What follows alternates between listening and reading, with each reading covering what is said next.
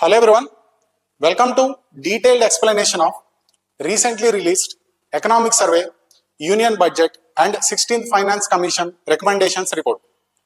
So all of these documents are interlinked and government also released them in very few days nearby. So let us see all of these documents together, detailed explanation, relevant current affairs, relevant static portions, any static concepts relevant to these topics, and also previous year questions. We can also see some sample MCQs also. Okay, so let us start. This will be a very useful session because it is highly relevant to syllabus. Okay, I will explain this within a few minutes how relevant it is for the syllabus. Okay, so let us see first these documents. So here we have Economic Survey, which is usually released one day before the Union Budget. Union Budget is presented in Parliament every year on 1st February. So usually one day before, 31st January, Economic Survey is released. But this time, it was released 2 days early. Okay, it was released on 29th January. Okay, anyway, the key message is here.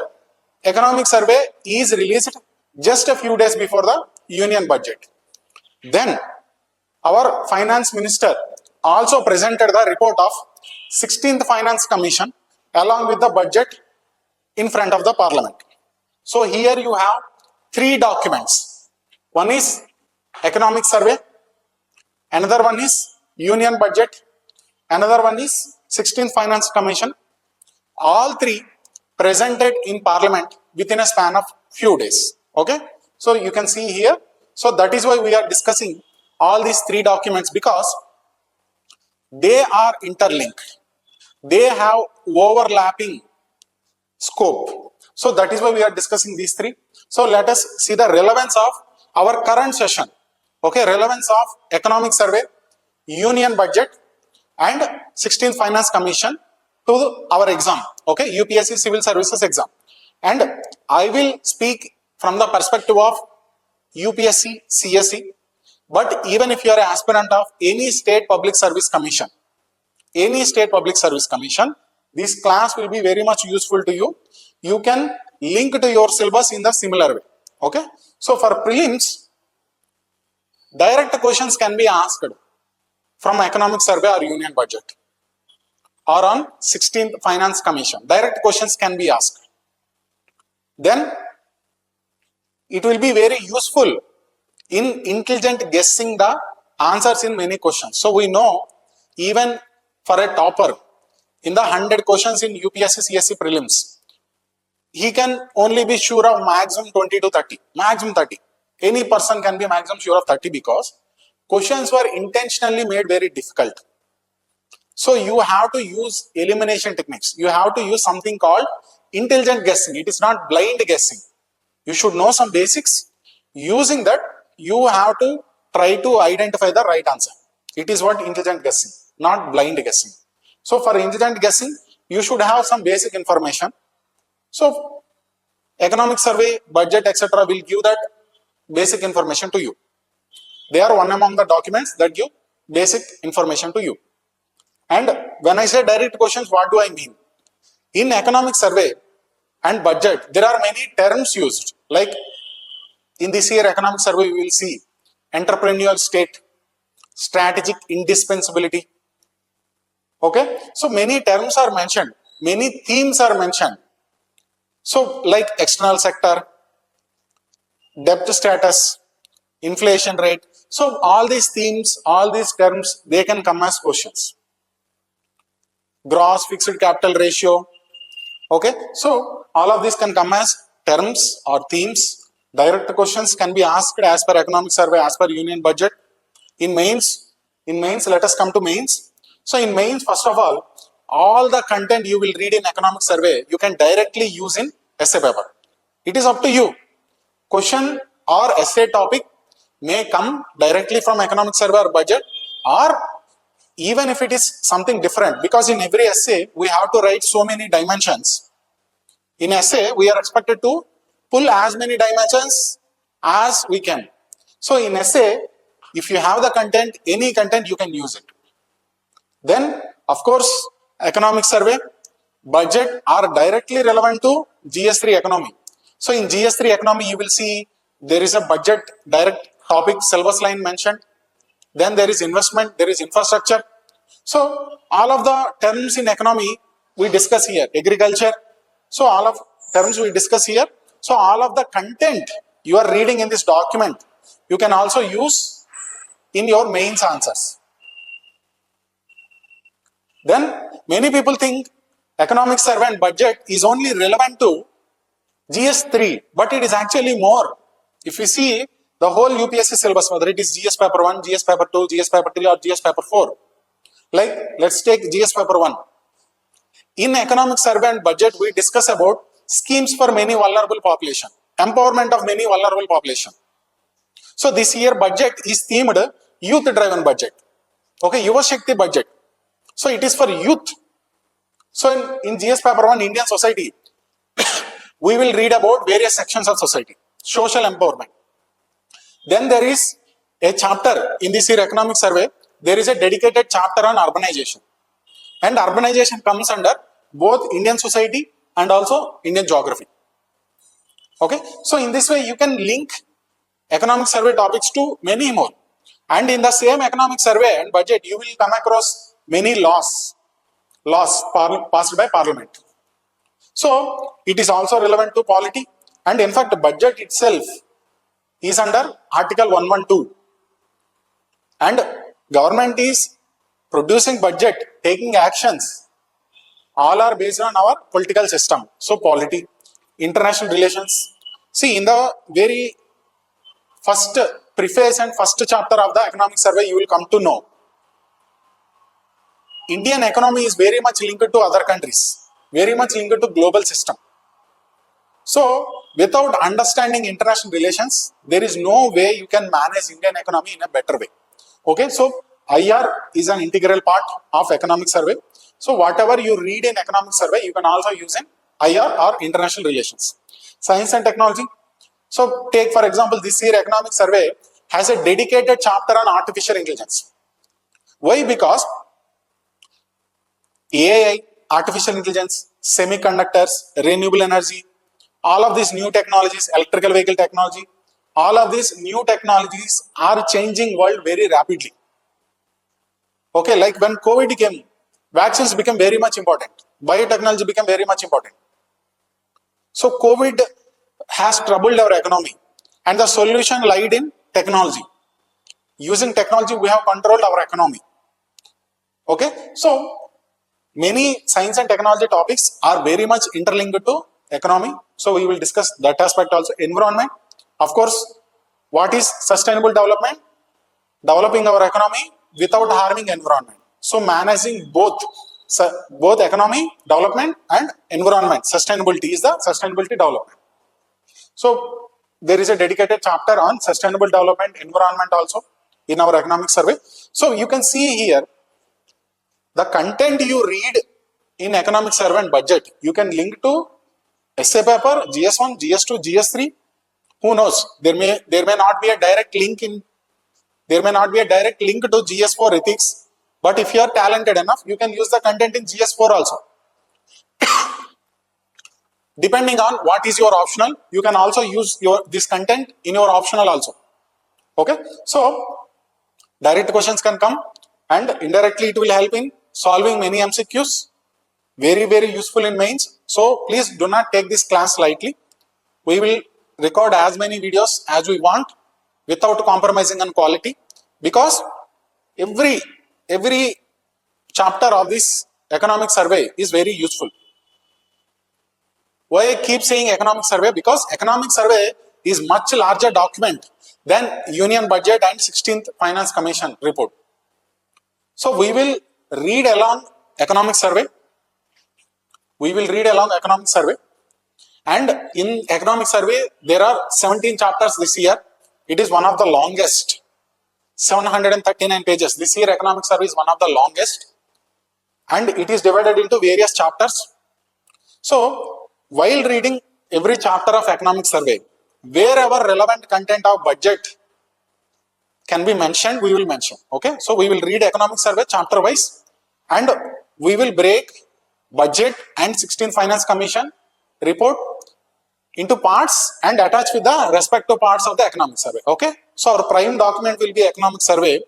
Remaining documents, budget and 16th Finance Commission report, will be value addition to the economic survey. Okay, hope you understand. So let us start.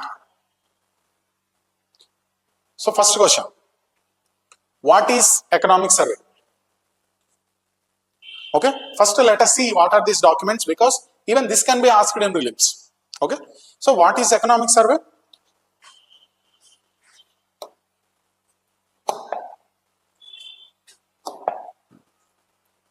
So economic survey is the annual report card of Indian economy. So many developments happened in the last 1 year. Donald Trump has imposed many tariffs on India. Indians could not export many products to USA. There was a war going on between Russia and Ukraine. So whatever the products we are importing from Ukraine, we could not import properly, or whatever the products we are exporting to Ukraine, we cannot export properly. So our economy gone through many significant events last year, and we have many inherent challenges. So here we will not be discussing all the static part, but whatever the relevant static part we will read. So if you read basic economy books, NCERTs or your standard book, you will come to know that India has strong service sector, but comparatively weak agriculture and manufacturing sectors. For that, government has done many initiatives over the years. So what happened last year? Okay, last year we have seen that service sector is good, manufacturing is bad, agriculture is okay. What about this year? Okay, so whatever the events happened last year we will discuss, and the impact of the last 1 year events we will discuss, both Indian and global, in this economic survey. Okay, these are presented in the economic survey. That is why it can be seen as annual report card of the Indian economy. Okay.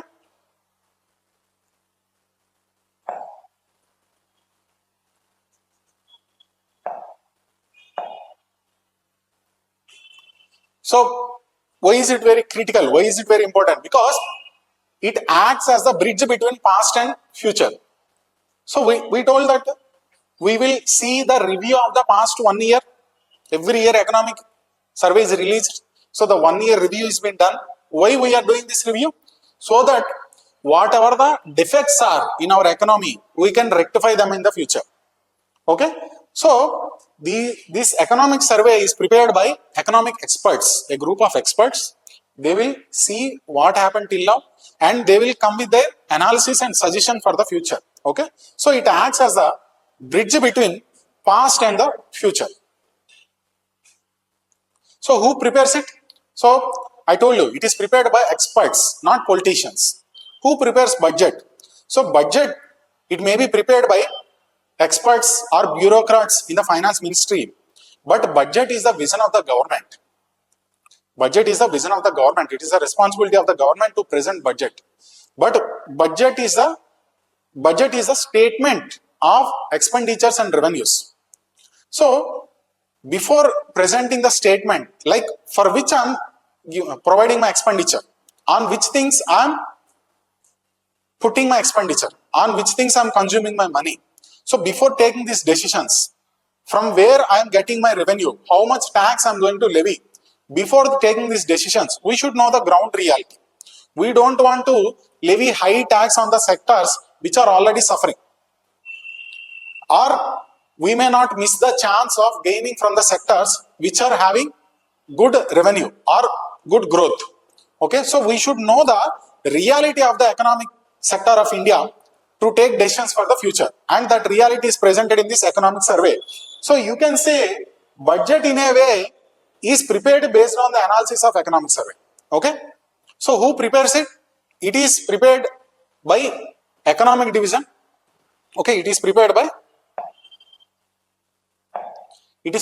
economic division and under the guidance of chief economic advisor.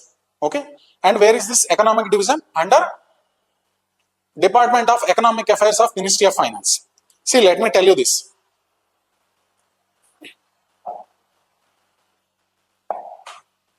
See here, this is the Ministry of Finance, and Ministry of Finance has various ministries under it.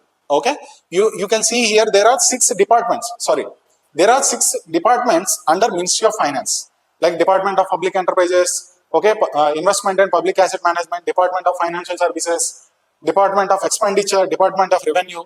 Then there is Department of Economic Affairs. Now we are talking about this particular department. Every department is responsible for some things. Okay, you can read if you want. Okay, just I am giving for prelims perspective, but this is not our concern here.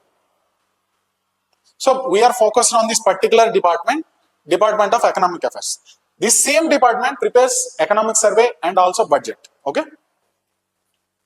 So under Department of Economic Affairs,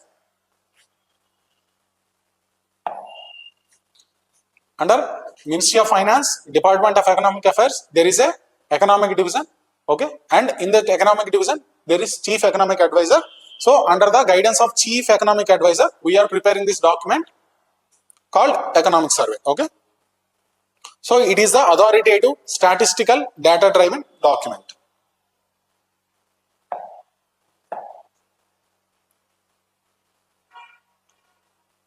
So when is it released? Usually 1 or 2 days before union budget.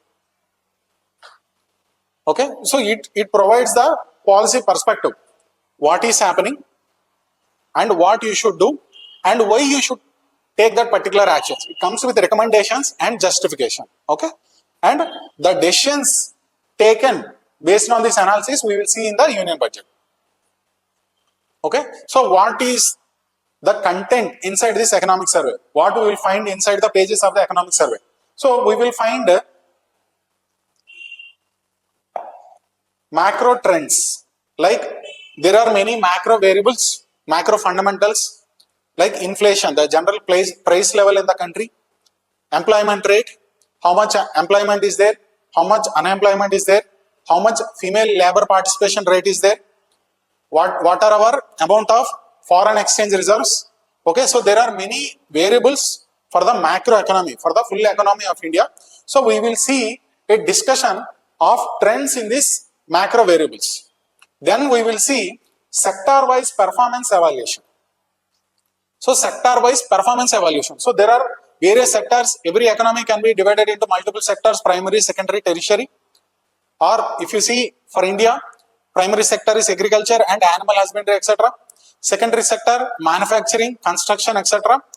Tertiary sector, services, tourism, okay, professional services, software industries, all of these are tertiary sector. So which sector is performing how, in what way, etc. we will see here. Then we will see policy review. So last year also economic survey was released. Last year also budget was presented. So government has already taken some actions over the years, every year.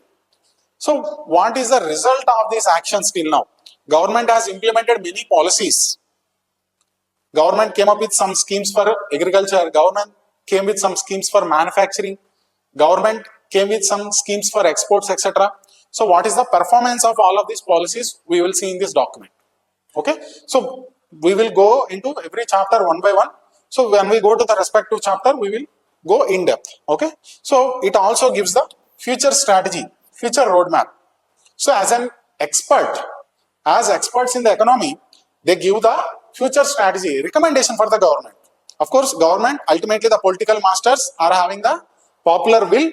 So they will implement which is good for the people in their opinion, but they will take the expert opinion before. Okay. So if you see the past of economic survey and union budget, so previously, like around 1950, 1951, after independence, both are presented together. Economic survey and union budget, both are presented together as a single document. But the problem is, budget is political perspective. Politicians have some compulsions. They care about the emotions of people. Okay, people can be irrational. But if we don't do honest analysis of the economy, we cannot improve the economy. And if you do honest analysis of an economy, then you are compelled to take real measures, not populist measures. Take for example, I am a politician. I may think that if I give like 10,000 rupees to every woman in the state just before election, it is a good strategy for me, women will vote for me. Politically, it may be good. But for economy, free cash transfers are not good. We will see. Okay? Free, unconditional cash transfers are not good for the economy. So, there are some things acceptable for politicians, but not for expert economics. Okay? And not by expert economicians. Okay? Economists. So, the presentation of budget and economic survey as a single document comes with some complications, and it is not good for the country overall. So that is why we have separated budget and economic survey in 1964. Okay. So since 1964, both are presented separately. So economic survey, perspective of genuine economists, genuine experts. Okay. Budget is of the government. So just let's take a recap of what we have discussed till now. What is economic survey? It is the annual report card of the government. It is the annual report card of the economy. Then who presents it? It is presented by Chief Economic Advisor under Department of Economic Affairs in Ministry of Finance. Usually presented one day before, but this year it was presented 2 days before. Okay, to provide policy perspective and data-driven context. And it contains analysis of various sectors and various policies of the government of India. Okay, it is non-binding because they are economists. Okay, they are bureaucrats. Politicians have the popular way, but authoritative guiding document because genuine experts are telling you this is what you should do. You ignore them, you will pay the price. Okay.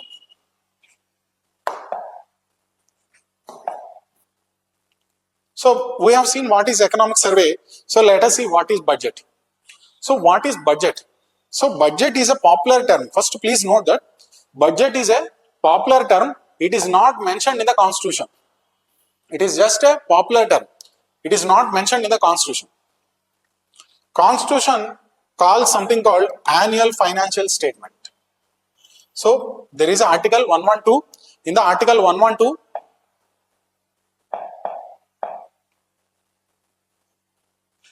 so in the article 112, it says that government should present annual financial statement every year. This is what usually we call budget in common parlance. So it is financial statement. What is financial statement? So last one financial year, what is financial year? Normal calendar year is January to December. But financial year is April to March. Okay. Every country can decide which will be its financial year, which will be its calendar year. Okay. So for India, calendar year is Jan to December and financial year is April to March. So take this year. April 2025, start of the financial year. 31st March 2026 is the end of the financial year 2025-26. Okay. 2025-26 means whenever some people write 2025-26 means from 1st April 2025 to 31st March 2026. So this is the financial year. Last year I'm talking about. Budget is for the future. See, there is one difference you have to notice between economic survey and budget.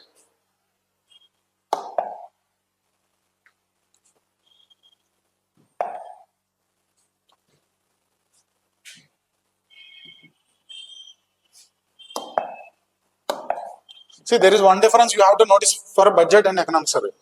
So budget is always presented for future. After taking the decisions, after taking the opinions of the experts, we will produce budget for future. So budget is always for future financial year. So this budget which was presented on February 1st, 2026, very recently, it is for the upcoming financial year. Okay.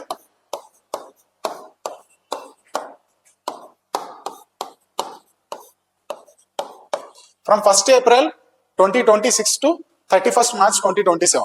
On the other hand, economic survey reviews what happened in the past 1 year. So it is talking about 01/04/2025 to 31/2026. You can say, sir, we are still in February. 31st March is still in future. So they are making predictions about future. Yes, for this part, whatever the part remaining, it was presented on 29th January. So till the date, they gather some data, actual data from government, experts, etc. So where is this data from for economic survey will come? So government for various purpose gathers so much data.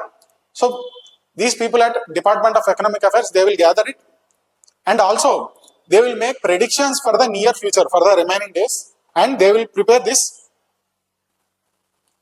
economic survey. Okay, so economic survey is talking about last 1 year, budget is talking about next upcoming financial year.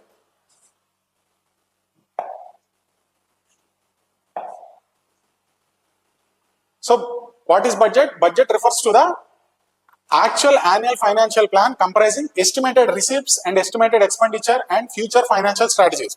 So for the last 1 year, how much I have earned, receipt means how much money I am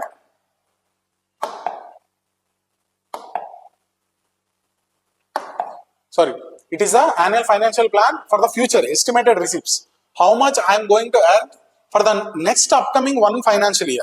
Okay, how much government is expecting to earn in the next 1 year.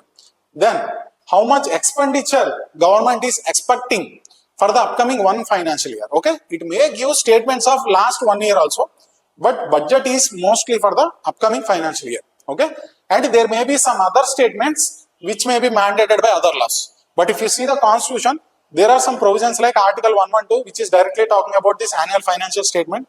Then Article 110 says there is something called finance bill need to be passed if government is levying some taxes, etc. So it is polity thing. So then there is Article 114, which says that if a government wants to spend some money as expenditure, it also needs to take permission from Parliament.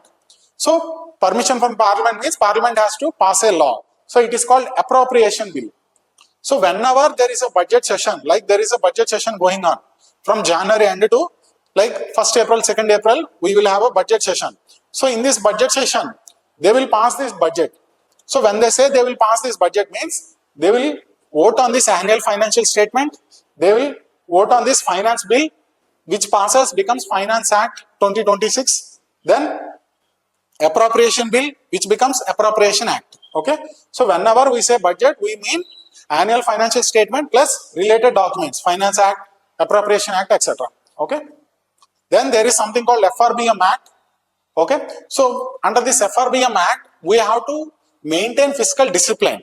So you will read in static economy. So it also mandates some documents to be submitted along with the budget. So this is what when we say budget, annual financial statement plus some related documents. What is the content of this budget? It will have the estimated receipts for the next 1 year and estimated expenditure for the next one financial year. Okay, it may also contain revised estimates of the past financial year also. Okay,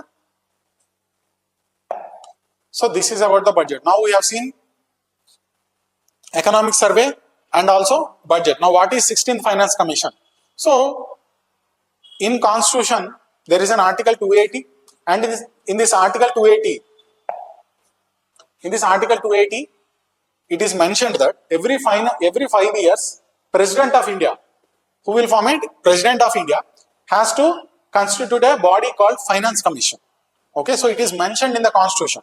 So it is called a constitutional body, and every 5 years we have to constitute it. Who will constitute? President. Okay, not Prime Minister, not any state chief minister. Okay, it is not finance minister, it is the President of India. Okay, so every 5 years from independence we are constituting a Finance Commission, which has some functions. You can read here, static part, you can read here. It mostly deals with the distribution of money between union and states. So between union, if this is union, central government, okay, union and states, all states together, so this is called vertical devolution. So then, like if central government is earning 100 rupees from taxes, how much of this 100 rupees should go to the states? Because center has some advantages, center gains more money than state governments, so center has to share some of this amount with the states. So this Finance Commission can say like, sir, out of every 100 rupees you will earn, give 41 rupees to the states together, all states together. So out of every 100 union is earning, central government will keep 59 rupees and it will give 41 rupees to the states. Now comes the This is called vertical devolution. Now comes the horizontal devolution. So out of this 41 rupees, how much to go to each state? How much for Andhra Pradesh? How much for Maharashtra? How much for Telangana? How much for UP? Okay, like let's say 3 rupees for Andhra, 6 rupees for UP. This kind of distribution between states is called horizontal distribution. Okay. Then it will also say any additional grants can be given, need to be given, or any grants to be given to the local bodies. Okay, below state governments, we have local governments also. So all of these recommendations were made by Finance Commission, and for this purpose, we will constitute Finance Commission once every 5 years. Okay, once every 5 years. So the latest commission which submitted report is the 16th Finance Commission. Okay, and who is the chairman of the 16th Finance Commission? Okay, Shri Arvind Pangaria.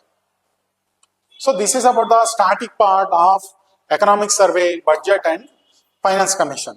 Now let us start with the document of Economic Survey. So as I told you, our primary document will be Economic Survey. Wherever we have to add content, wherever there is relevant content from budget or from 16th Finance Commission, I will add at the respective chapters. Okay, our primary document is Economic Survey. So let us start with the Economic Survey. So Economic Survey contains like this. So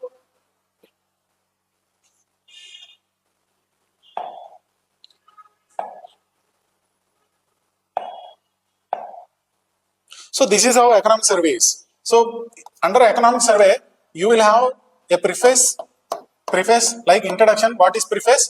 Preface is introduction. Okay, PREFACE. Preface is introduction. So after preface, you will have chapter 1.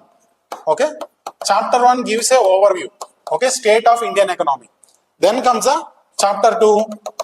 Okay, about the fiscal policy. Chapter 3, chapter 4, chapter 5, chapter 6. Okay, so 7, 8, 9, 10, 11, 12, 13, 14, 15, 16. So there is chapter 16, part 1. Then there is chapter 16, part 2. So 16th chapter is divided into 2 parts. So total is 17 chapters. Okay, preface and 17 chapters. Okay, so we will go one by one. So let us start with the preface. All of this is important. If you ask me, ideally every aspirant should read Economic Survey because it has so much content. It is worth. Okay, you have to read, but because we have to read so many things in the preparation, we will not have the time. Even if aspirants read this document directly, they may not grasp all the information in it. Okay, it can be a waste of time. It can demotivate you. So what will help? Hearing classes like this or any summaries available online, all of this will help. Okay, but if you are a senior aspirant, if you have already read Economic Survey or summaries beforehand, if you have time, if you are not worried about the time so much, give a very fast reading for Economic Survey even after this class. Okay, or at least as a revision, it will definitely help. Okay, or I will say those aspirants who are not preparing for this year, they will have time, and after listening to this class, please go and read full Economic Surveys from start to end. Okay, it is worth. Okay.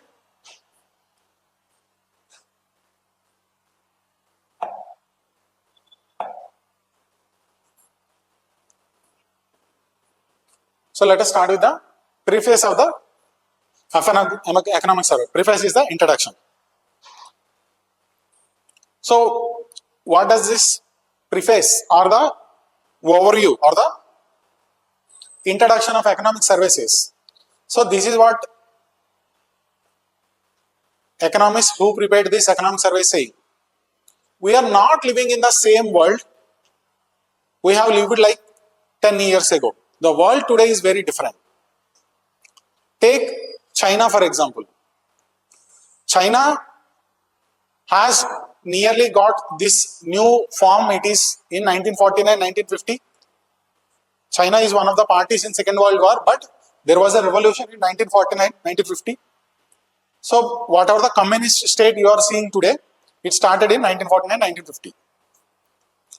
So it was a communist state till 1970s.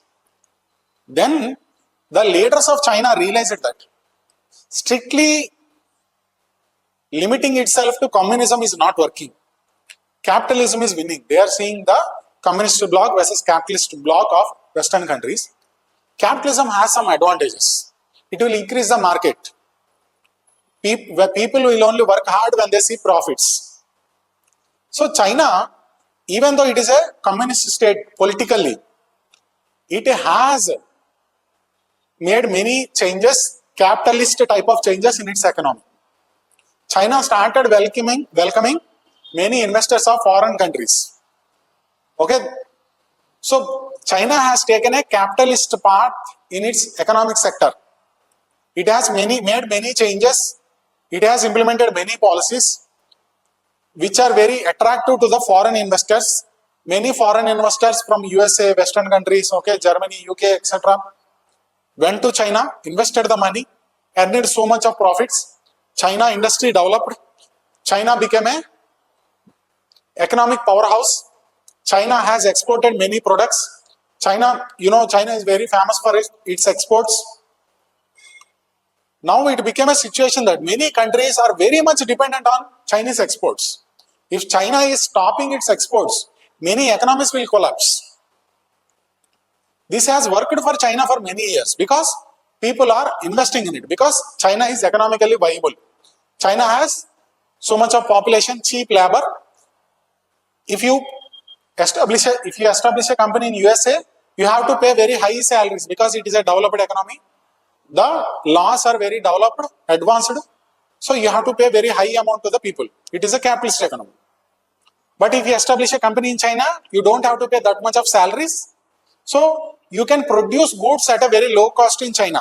So many rich people from the Western countries came, established companies in China, and they have earned so much of profits. In this process, China has become a big economic superpower.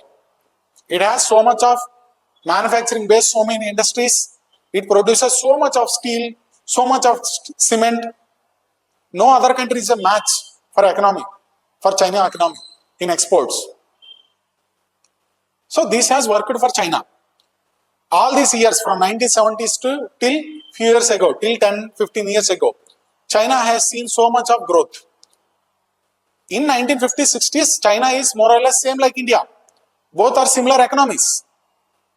But China has grown so much over the years.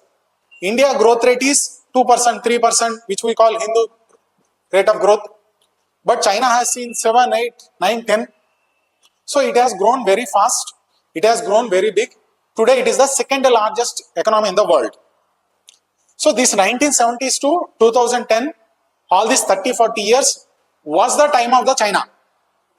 Now after 1990s, India has realized something. What China has realized in 1970s, India has realized in 1990s. Okay, LPG reforms, you must have heard. In GS3 economy, there is LPG reforms. So in 1990s, we have started these LPG reforms. Because now we realized our strictly socialist policies are not working. These socialist communist policies are not working.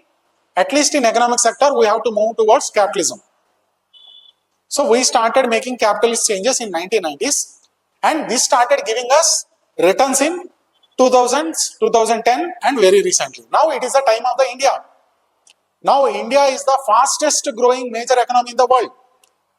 But just now when it is the time of the India, all other countries are growing very mildly. Now all of these countries are seeing growth rates 1%, 2%, 3%. But India growth rate is 7.4%, 8%.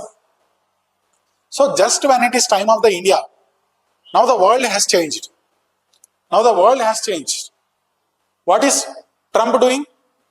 USA President Donald Trump, he is saying anyone who is not listening to me, I will put tariffs on you. He does not like Russia-Ukraine war. So he is saying anyone who is doing business with Russia, I will punish them using sanctions. So India, previously let's say I am an exporter from India. I am making shirts. So I am sending these shirts to USA. My shirt costs 500. So every year I will send these shirts, each shirt at 500. But suddenly last year, Donald Trump started saying, okay, I am putting 50% tariffs on you. So 500 rupees shirt you are selling, 50 rupees tariff means 50% tariff means 50% of 500 means 250 rupees. So I am selling shirt at 500. but USA government is collecting a tax of 250 rupees. So the customer in USA has to pay 750 rupees for my shirt. I am not receiving 750. I am receiving only 500. But customer is paying 750. Why will customer pay 750 for a shirt worth of 500 rupees? So my sales will go down. My exports will come down. Same things Donald Trump is doing. Anyone who is doing business with Iran, anyone who did business with Venezuela till a few days ago. So it is called sanctions. They are imposing sanctions. Now Donald Trump is angry with China. China and USA are fighting. Donald Trump is imposing some export restrictions to China, like semiconductors and many materials of semiconductors, they used to get exported from USA to China. China is developing using this technology which is sourced from USA. So USA getting angry, they are stopping the exports of these semiconductors to prevent growth of artificial intelligence in China. What China is doing? China, like USA has advantage in the semiconductor materials, China has advantage in something called rare earth minerals, critical minerals, which are very useful in modern technology. All of the solar panels we are making, all of the electrical vehicles we are making, okay, all of these new technologies need something called rare earth minerals, critical minerals. Now, China has dominance in them. 90% of exports of the world of rare earth minerals, critical minerals come from China. Because China has advantage in this, China has put exports on, restrictions on export of these rare earth minerals. So you see, USA is putting some restrictions, China is putting some restrictions as retaliation. So they are fighting, they are imposing tariffs on each other, and we are suffering in between. It is called trade war between these two countries. So two superpowers are fighting, and countries like India are suffering in between this. We are not doing anything. We are just watching in this. We are not parties to the Russia-Ukraine war. But Donald Trump is punishing us for a war of Russia. So when it is our time to grow, world is changing. Countries are not welcome. Like China has welcomed, and many investors invested in China and they have earned profits. China has grown. Now we are asking investors to come and invest in India. But investors are hesitant. Okay, countries are not letting those investors to invest. Okay, because this is how world has changed over the years. So that is what the introduction of this economic survey. Okay, so you have seen the background. So this is the world. Now the world is fractured. Okay, the world today is fractured. This is the era of fragility. It is not the era of stability. Things are fragile. World is fragile, sensitive. It can break easily. Okay, so the global economy remains resilient. It is good as of now, but we don't know when it will break. It is structurally fragile. Okay, so we are seeing very different things happening in different worlds. First is growth in divergence. Okay, now USA is seeing growth mostly based on artificial intelligence, not general growth. Now this is the time of artificial intelligence. Many companies of artificial intelligence like OpenAI, whose AI is ChatGPT, Google Gemini, okay, Microsoft, Copilot, so, and Anthropic, Claude. So all of these artificial intelligence companies are based from USA. So right now we are seeing a artificial intelligence boom in USA. So there is a growth in USA, but it is mostly because of one particular sector. If you take out that particular sector, the growth of USA is not that much. Okay, and Europe is facing many kinds of economic crisis. China is facing its own crisis. Now the downfall of China is happening. Okay, so China is not seeing that much of growth rate like it has seen once upon a time. So world is facing different kinds of things, and there are trade wars. Okay, there are economic wars. There are security issues. Russia-Ukraine war. Okay, there was a war happened till few days ago between Israel and Hamas. There were tensions between US and Iran. Okay, Israel and Iran. Even we don't know when will US launch on an attack on Iran. USA has attacked a few days before Venezuela. Okay, in January, on January 3rd, USA has attacked the country of Venezuela and literally kidnapped their president. So the world is not the same it was once upon a time. Okay, so geopolitics has replaced economics as the primary driver of the global trade and capital flows. See, now I'm not investing based on purely economics. Previously, I am investing based on economics. Where will I get the cheap labor? Where can I produce this pen at the lowest cost? And where I can sell this pen at the highest cost? My profit matters to me. But now it is different. Now you are a American exporting semiconductor products, but government is telling you, you cannot export this to China. You cannot send this product to China.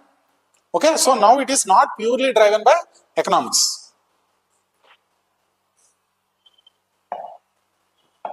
So this is the situation. Okay, so as you can see here, nations are now using economic tools. Okay, tariffs, trades, export barriers, okay, exports, all of these as tools for strategic ends. Okay, trade, technology, like now the restriction on semiconductor technologies, okay, artificial intelligence technologies, finances, like see, when Russia-Ukraine war happened, USA has frozen many bank accounts of Russian companies. Okay, so much of money of Russia. So finance, all of these are being weaponized, okay, through export control, sanctions, and skepticism towards free trade. Okay, so interdependence is no longer seen as an asset but a vulnerability. So now if I have to depend on China, it is a worry thing for me, because like there is a friction between USA and China. China has stopped its exports to USA, which are very crucial to USA. Now I cannot blindly rely on China. Again, when there is friction, USA has stopped some exports to China. So if I am dependent on USA for any exports, I don't know when USA will stop. Okay, so now it became a vulnerability. Interdependence is not an asset. Now the asset is relying on yourself. You cannot trust any other country. You have to trust only yourself. Anything can happen. You have to prepare for any kind of scenario. Okay, that is the summary of this document.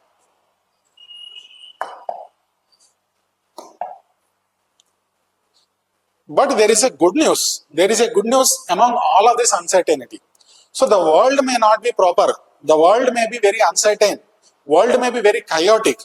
But in this chaos, India is an outlier. All other countries are performing poorly. Europe is suffering. China is suffering. Japan is suffering. Take artificial intelligence, USA is also suffering. But India is possibly the only major economy is an outlier in this. Okay? Why? Because you will see here, we have seen real growth rate of more than 7%. Okay? 7.4% to be exact for the full financial year. What is real growth rate? Without inflation. Okay? Without inflation. If you take inflation, that means actual prices in the economy, nominal GDP, it is growing around 8%. Okay? So for such a big economy, having this type of growth rate in this kind of scenario is very, very impressive. Okay? And last year, see, fiscal deficit, there is something called fiscal deficit in your static part. I cannot discuss whole static here. So what is fiscal deficit? Simply say, government has some expenditure. Let's say government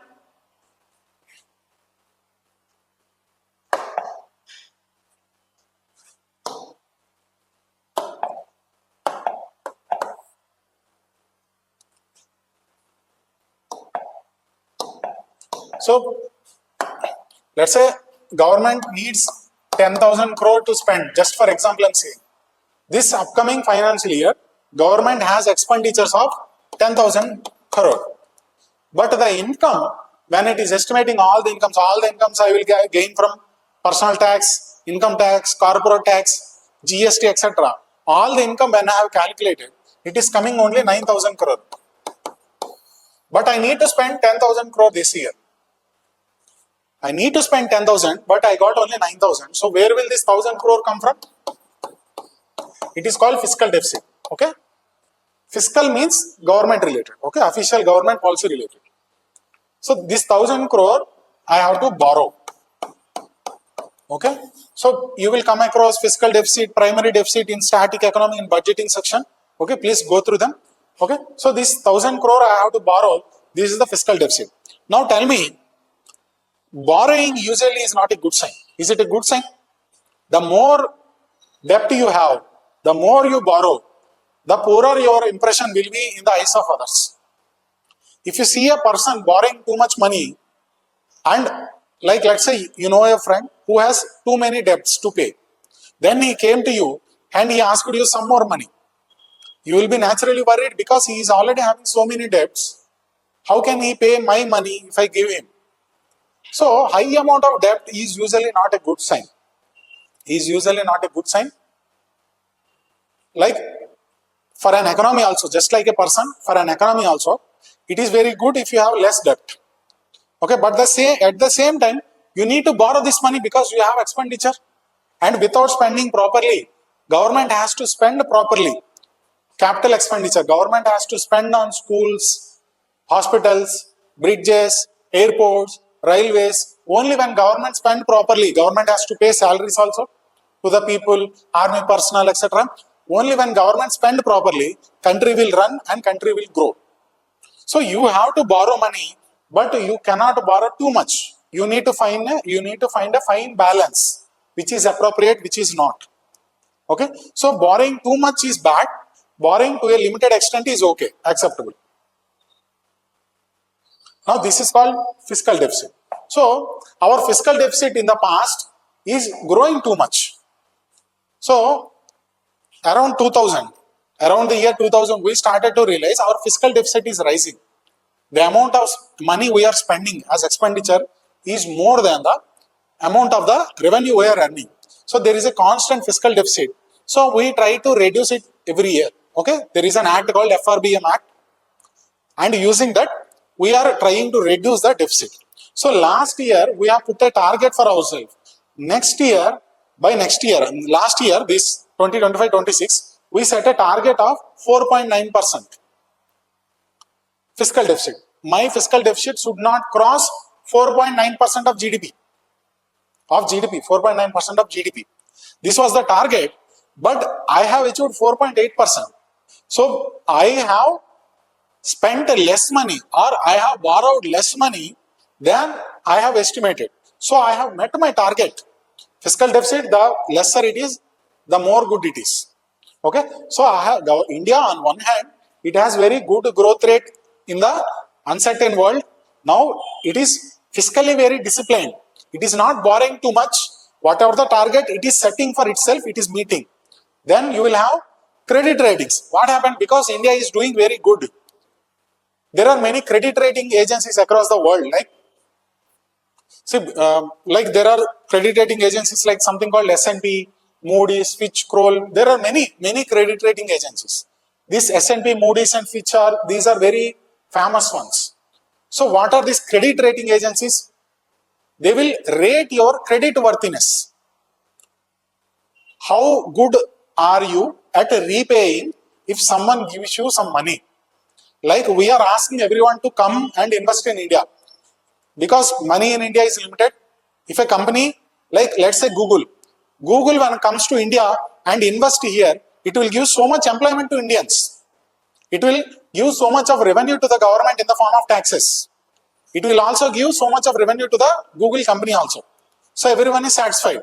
But the problem here is they have to trust India. Or we want loan. Now a company don't want to come to India, but it want to give loan to Indian government so that Indian government itself can establish that company. It is also fine, but it is borrowing money to India, so it should have trust on the Indian government. Indian government can repay. It's not that much easy. You may think that Indian government is very big, why not Indian government will pay? It's not that simple. See the situation of Venezuela. If you see Venezuela is independent country on January 2 this year. Jan 2, 2026, the president of Venezuela sitting in his house, very happy. He is the president of the country, so much of oil reserves. Venezuela is the country with the largest oil reserves on the planet. So he has so much of oil reserves. He is the president of the country. Country is independent. Everything looks fine.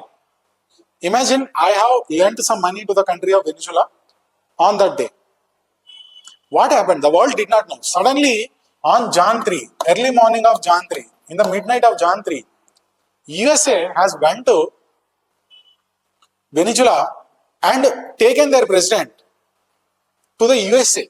Literally, they have kidnapped the president of Venezuela and taken back to USA because they have some issues with him. Okay, it is a different topic.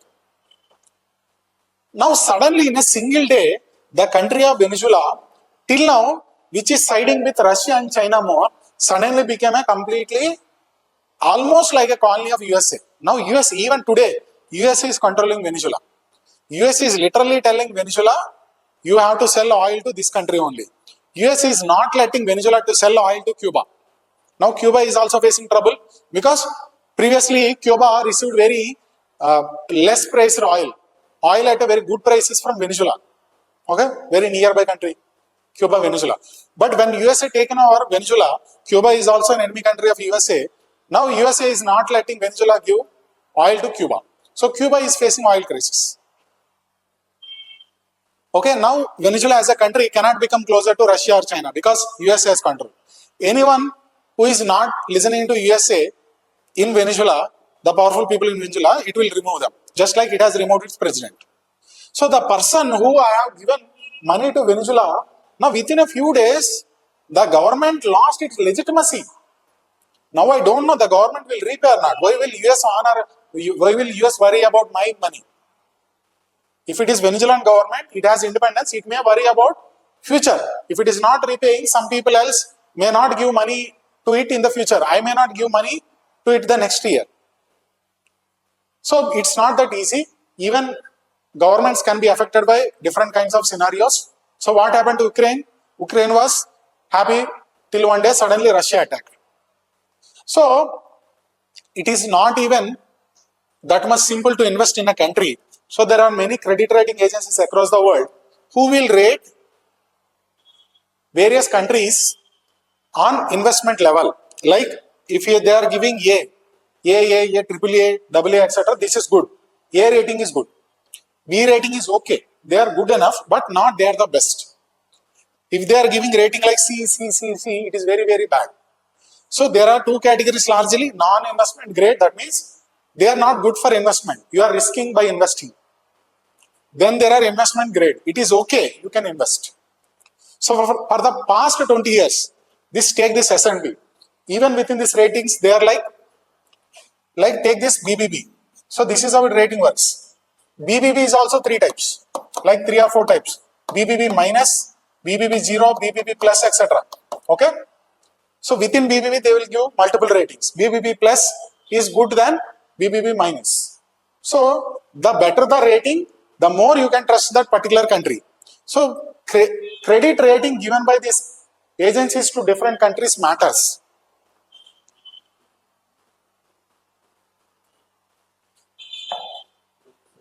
So now if you see, almost after 20 years, we used to have BBB minus. Now it has moved to BBB, neutral, okay, BBB 0. So S&P has upgraded India's rating after 20 years. So it has upgraded means India is doing well. So this credit rating agency itself is telling the world, okay, now you can trust India. India is good, India is disciplined. Okay. And why all of these are happening? Because Indian government has made many reforms. Okay.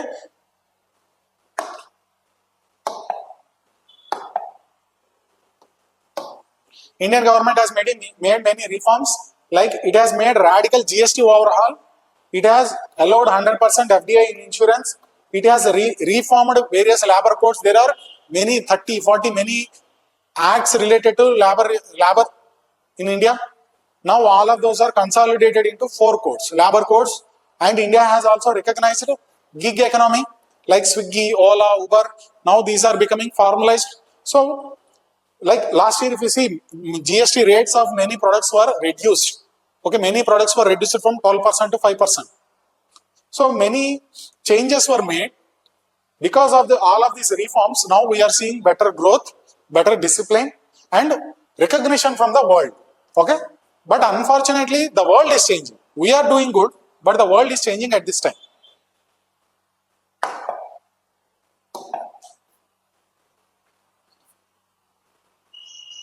So why Indian outlook is good, why India is doing good?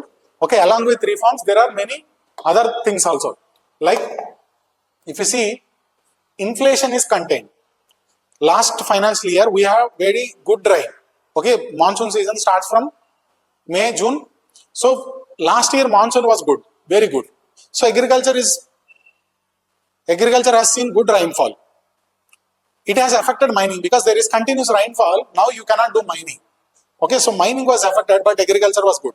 So overall, there is a good rainfall. So when agriculture is good, there will be enough supplies of food products, onions, okay, potatoes, rice, etc. So when there is enough supply of agricultural goods, prices of goods will be lesser. Okay, so that is why inflation, the prices is contained last year. We have seen good rainfall. Okay, external liabilities are low. So India, the loans taken by all Indians, including the government and corporations in India, they have taken loans, but much of it is inside the country, within the country. The loans we have taken from outside is very less. If we have taken from outside, whatever happening outside, this external uncertainty happening outside, it will affect India. But because our external liabilities are low, it has protected India to some extent. Okay, our banks are healthy. If you see, few years back, non-performing assets is a very big issue. Many people like Vijay Mallya, Nirav Modi, they are taking loans from the banks, but they are not paying it back. So banks are going into losses.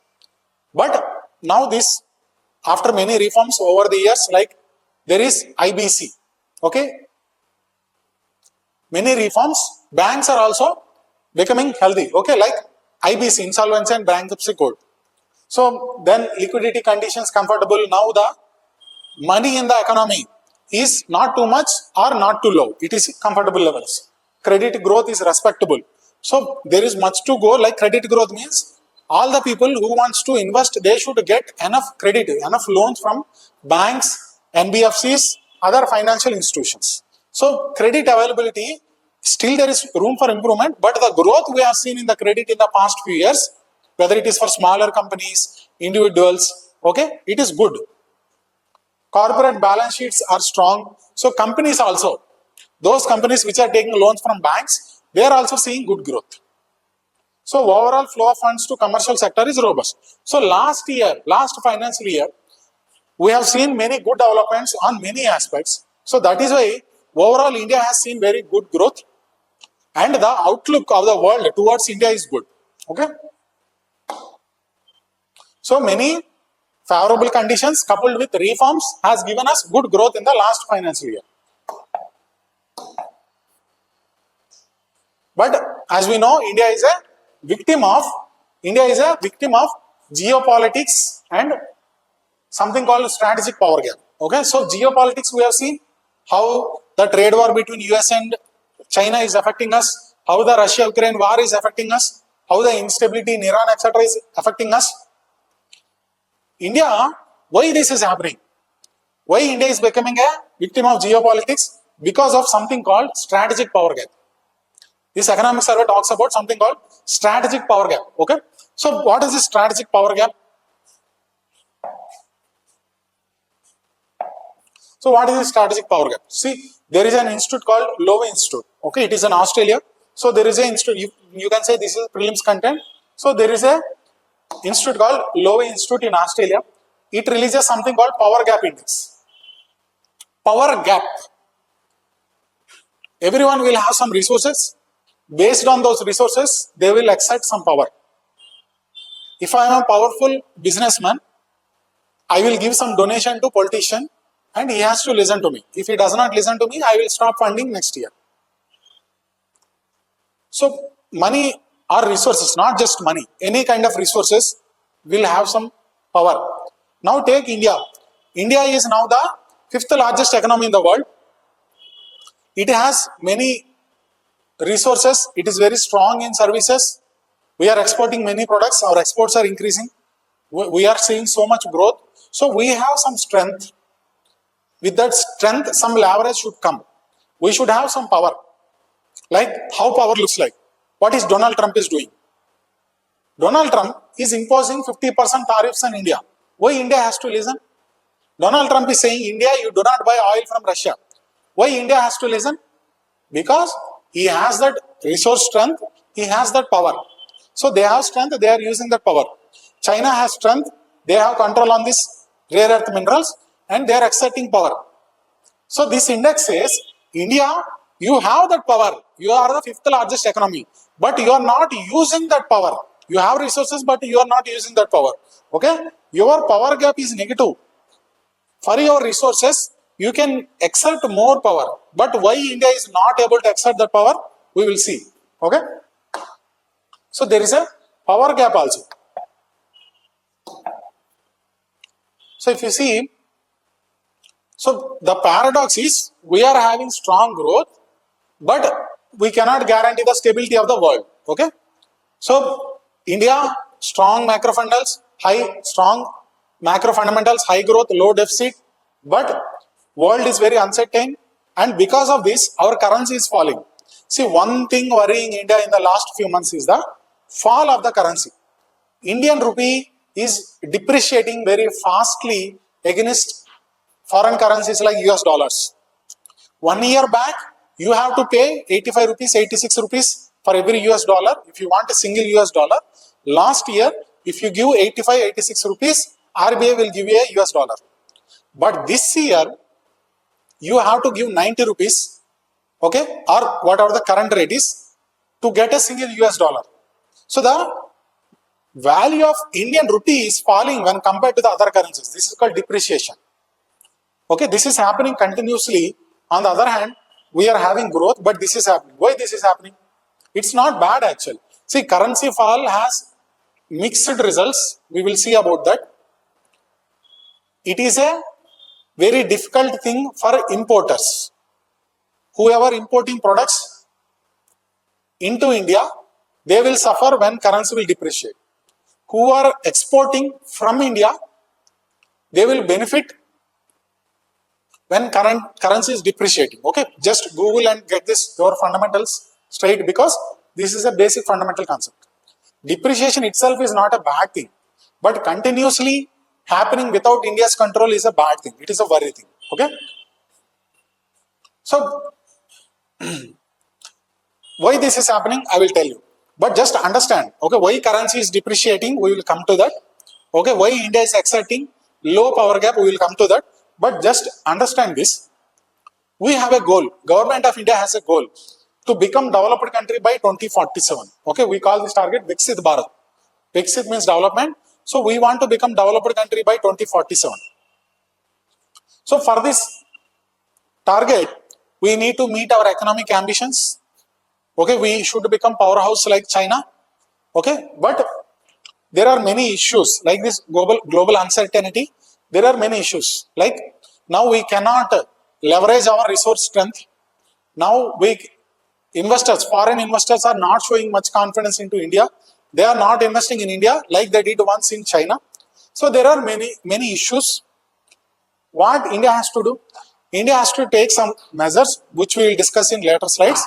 And these measures need to be taken by state government, private parties also. So this economic survey this year not only tells government what to do, it also gives a call to the private parties, companies. You also need to contribute for national building. You cannot just say, I am only here for profit. Okay? Only when government, private sector, and even citizens, households, combine and put efforts to make India a developed country, only then we will achieve this target. Okay? So this is what can happen. The world is very uncertain, and this can lead into 3 different outcomes. What happens if world proceeds on the path it is going on right now? Okay, here lies many other topics. First series. So here we are here right now. So what can happen? There are 3 possibilities. There are 3 possibilities from where world could go from here. Okay, to where world could go from here. First one is it can continue in the managed disorder. So economic survey, whatever happening in the world right now, that uncertainty, it is disorder, but it is managed. Countries actively doing it, intentionally doing it, and doing it only to some extent.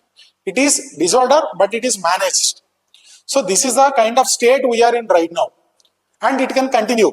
It can continue. there is a 40% probability. There is a 40% probability. Whatever happening right now, it will continue into the future years. Okay? Because now India is a developing country with a very high chances of good growth.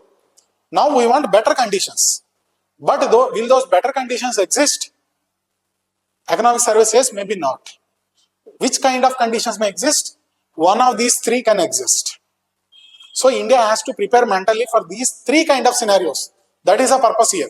So first one is manager disorder.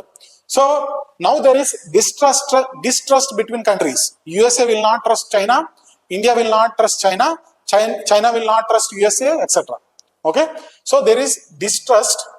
So world remains integrated but distrustful. We all are together. There is nothing like Cold War after World War II. China and USA still part of same United Nations Security Commission, still talking together normally, but sometimes they are having differences. So world is integrated but very distrustful of each other. Okay. Frequent government interventions to stabilize markets.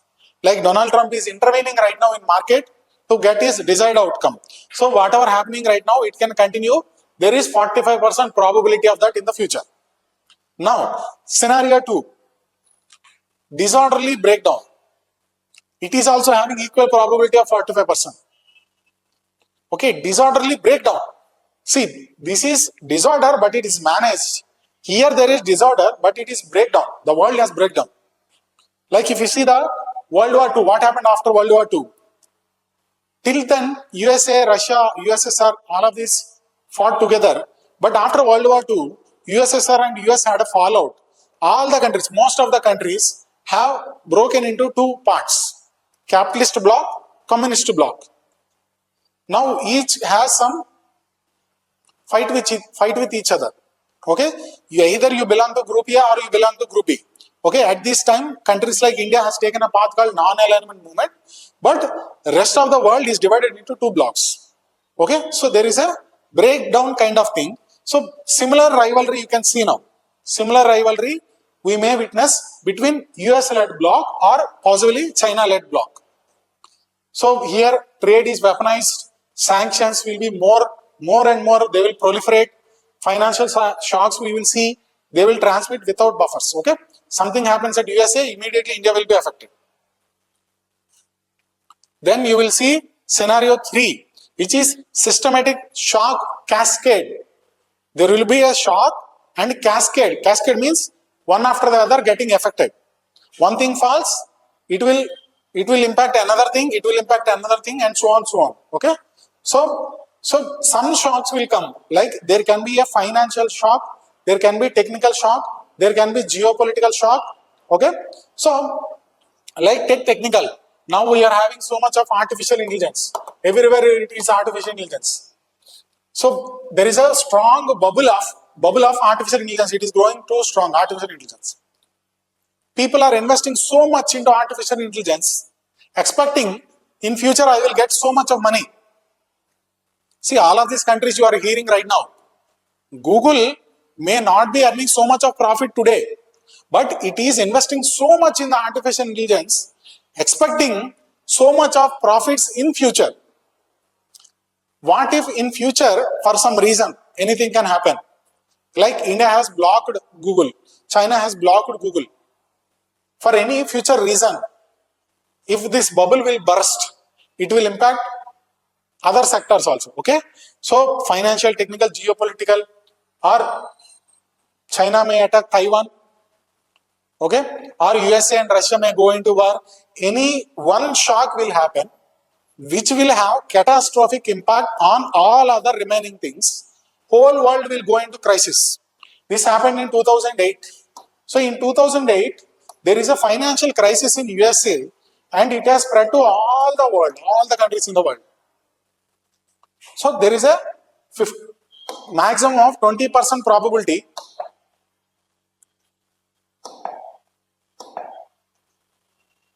There is a maximum of 20% probability of happening this third scenario. So from here, from where we are right now, world can go into three different paths. India has to prepare for all of these paths. This may happen, this may happen, this may happen.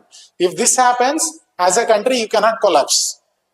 Please be ready for this scenario. Okay, our economic advisor is already telling the government there is a remote possibility of this kind of scenario also. So please be prepared beforehand. Okay.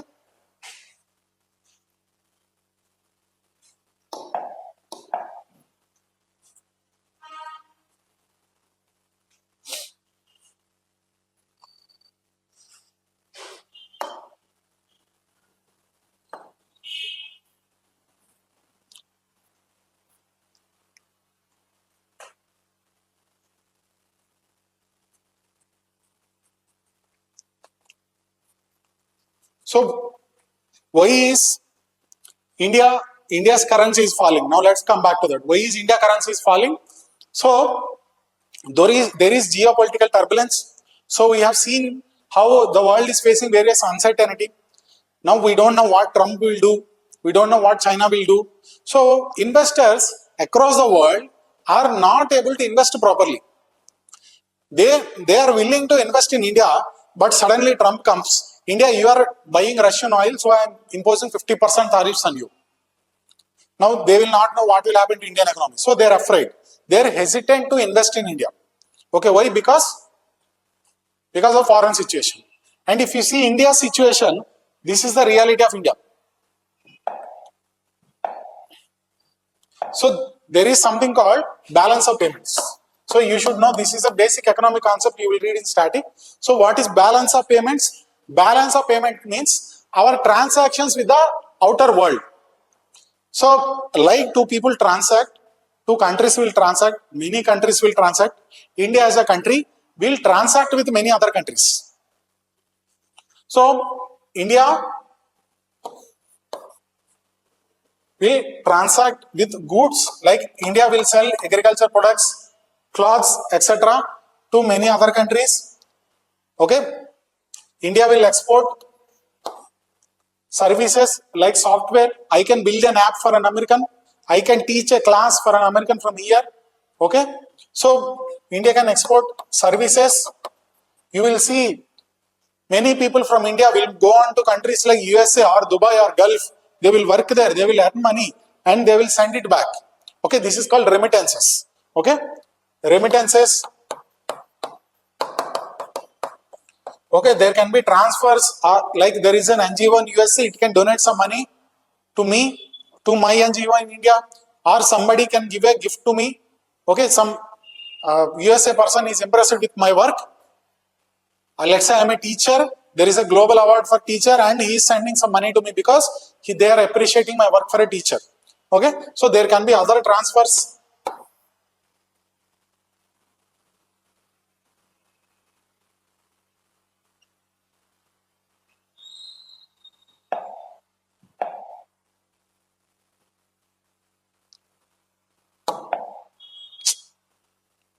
I'm sorry. So let's write balance of payments. So in balance of payments,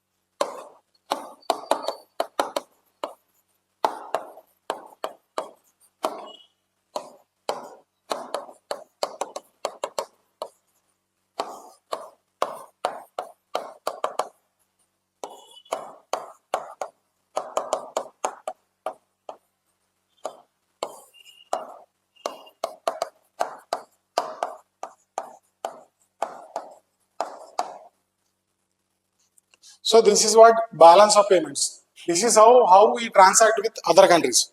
So we will transact under two accounts. One is current account, one is capital account. This is like two different books. There is a book called current account, there is a book called capital account. There will be different transactions. Which kind of transactions you will put in which account? Okay, it depends on like this. If it is happening in transactions in goods, like literally I'm sending a t-shirt to US, it is a good, you can touch it. It is a visible, it is tangible. Okay, so I'm sending some agriculture products, I am exporting rice to USA, or I am importing apples from USA. These are visibles. So when I export to USA, I am sending something to USA means I will gain some US dollars. So it is a gain for me. Or if I am importing apples from USA, I have to pay some US dollars to USA. So it is a deduction for me. So there will be some transactions plus or minus, like let's say I am selling rice of 8 rupees. I will $8. I will get $8, but I am importing apples of $10. So my net transaction in goods is minus $2. Okay, net transactions. Same with something called invisibles. Invisible means which you cannot see, you cannot touch. Okay, services, like I told you, software, okay, professional services, then remittances, people who work in other countries and send money back to India. It is called remittance. India is the country receiving largest remittances in the world. Then other kind of payments, donations, transfers, gifts, etc. So these kind of transactions you will call current account, which happens very frequently. Okay, this is called current account. Then there is something called capital account. What is capital account? Okay, what is capital account? Capital account means it will affect your asset or liability. It is a huge amount. It is a huge amount. Like somebody is giving me a loan. Somebody gives me a loan. It creates a liability for me to repay. Or I will give loan to a person in USA. It is an asset for me. I have let's say I have given 1 crore, or let's say I have given like 10,000 US dollars. I have an asset of 10,000 US dollars. Somebody owes me $10,000. It is my right to get that. It is my asset. So things that affect assets or liabilities comes under capital account. These are usually very high amounts.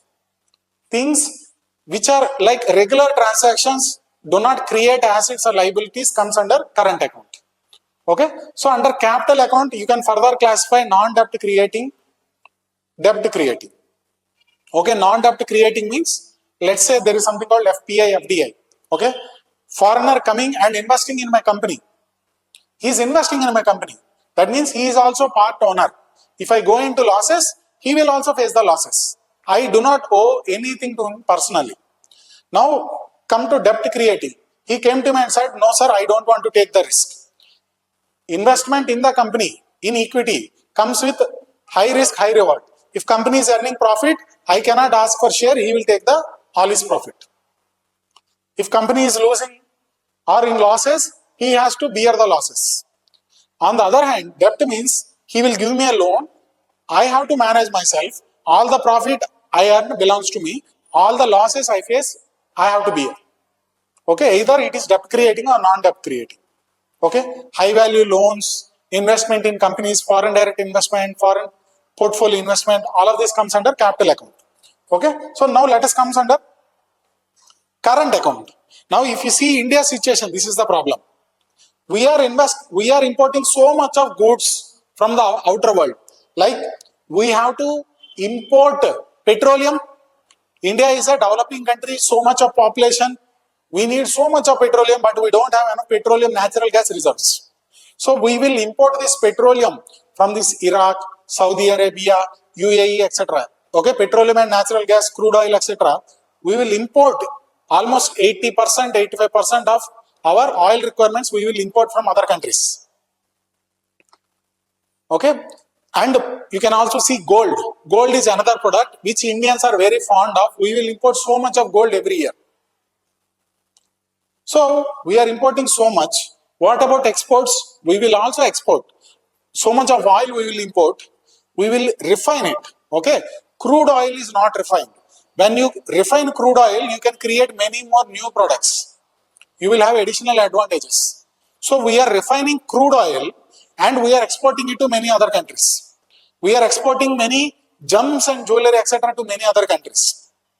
Okay, so we are importing some goods, we are exporting some goods, but the problem is we are importing more than we are exporting. So our trade balance in goods is always negative, usually negative. Okay, this is most important part, please understand. Then come to services. Services, we are having very much advantage. Invisibles, overall invisibles, you can say we are having so much of advantage. We are exporting or we are getting more money. We are getting more US dollars using invisibles than we are spending. So in invisibles, we are having positive balance, but in visibles, in goods, we are having negative balance. Okay, negative balance. So this is negative, this is positive. Now, whether it is overall positive, overall negative or neutral depends on the amount. As of now, this visible trade, imports of visibles are so higher, the overall deficit of current account balance is much higher. Okay, so our current account balance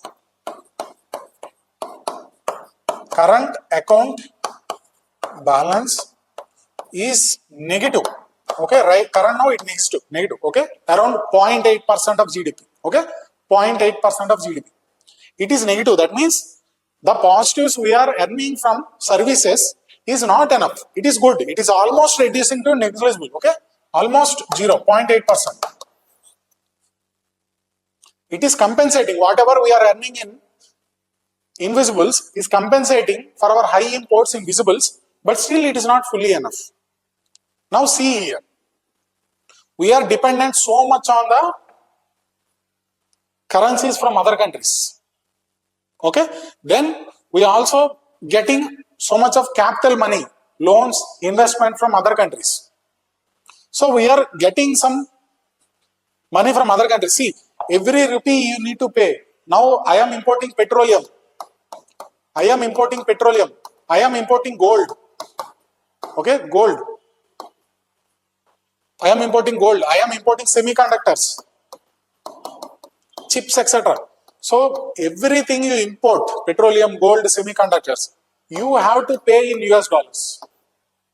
You need to have sufficient US dollars because US dollars are the ones that we use as currency nowadays. So you need to have enough dollars. How we are getting this? As of now, we are getting mostly through services, okay, or invisibles, okay, services, remittances,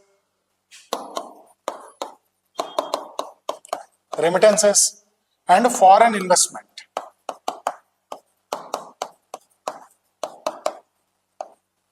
Okay, foreign investment. Okay, so these three: services, by exporting services, by getting remittance, many Indians going outside and sending money back to India, and foreign investment, because India is doing some good. There are some investors who are interested in India. Every year they are investing. Okay, it may not be enough. It may not be meeting our expectations. We may want more, but still we have good, decent foreign investment in India. So we are depending much on foreign investment. Focus on here. Foreign investment. Now foreign investment is two types. So to pay for the things we are importing, we need foreign investment, and foreign investment is divided into two. Okay, FDI, FPI. So FDI means foreign direct investment, investing very high amount directly in Indian companies. Let's say I have a company X, I need some investment. Let's say like Flipkart, Amazon, I am establishing another company. Now I need some investment. Foreigner come to me and he has invested some amount. He said 50% is yours, 50% is mine. You bring 50% capital, I bring 50% capital. Let's share profits equally. So he is investing so high amount in my share, in my company. This is called FDI. If he is investing very less amount, like 5%, 4%, today he is buying 4% shares of my company. After 1 week, he may not be interested in me. Now he found something better in Indonesia. He may leave the country. He may sell my shares to some other person because he has very less shares. He can immediately sell and immediately move. Temporary, limited amount, temporary investment is called FPI, foreign portfolio investment. So this portfolio investment is short term. It is short term. It is volatile. You cannot trust it. It can come or it can leave at any time. Okay, it cannot be fully dependable. Okay, you cannot fully dependent. FDI is fine. It is for long term. So much of money, you can trust FDI. But FDI, we don't know when will come and when will go. Okay, so if India looks good, many people will come and invest in India. If India does not look good, many people will leave. Now what is happening? Trump is putting tariffs on India. World is not good. Many wars are happening. People are worried. If I invest in India, we don't know what will happen tomorrow. Trump is already blackmailing India to stop purchasing oil from Russia. So many FPI investors have taken their money back and went back to USA. Okay? Because USA is seeing now growth in artificial intelligence. Now USA growth is good. USA is the most powerful country, richest economy. So investing in USA seems good than investing in India. So many people, especially temporary FPI investors, have left India. So what will happen? We need this FPI. We need this FPI to finance our deficits. Okay, to finance our deficits in merchandise. Okay, in goods. Okay, to pay our import bills in goods. But when we don't have dollars to pay this, when these foreign investors are leaving the country, our deficit will go big. Okay. Then, when we have less dollars, see, this is how currencies usually operate. So, now you have dollars on one side, you have rupees on one side. Now, it is demand and supply. If there are more dollars with you, if you have more as a country, now RBI manages foreign currency, now RBI is here. RBI, if it has more dollars, enough dollars, many foreign people come to India, they said, dear RBI, take my 10,000 US dollars, now give me Indian rupees, I want to go and invest in Indian companies. So more people coming, RBI has more dollars. If more people are leaving, now they will say, if a company is leaving India, they will come to RBI, they say, dear RBI, take this 10,000 crore, convert into US dollars, give back to me in US dollars, I will go to USA and I will invest in USA. So when people leave the country, they will pay in Indian rupees, take back US dollars. So supply of rupees will be more. Supply of dollars will be less. Dollars will be more in demand.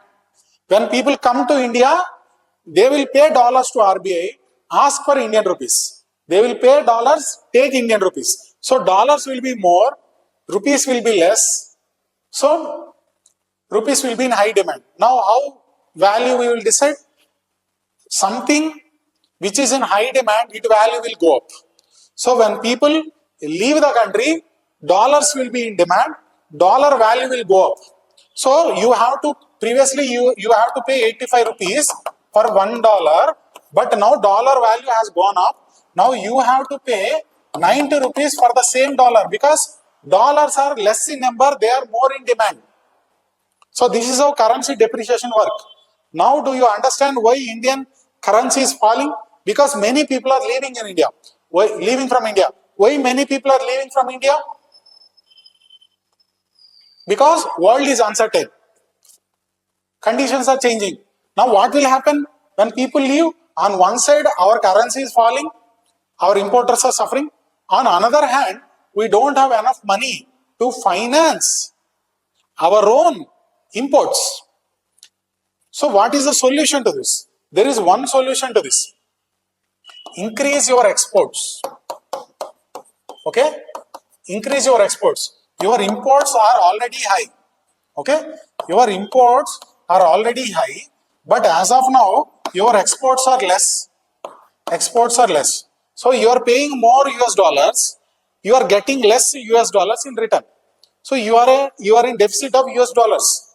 One simple solution, instead of currently we are depending on foreign investment.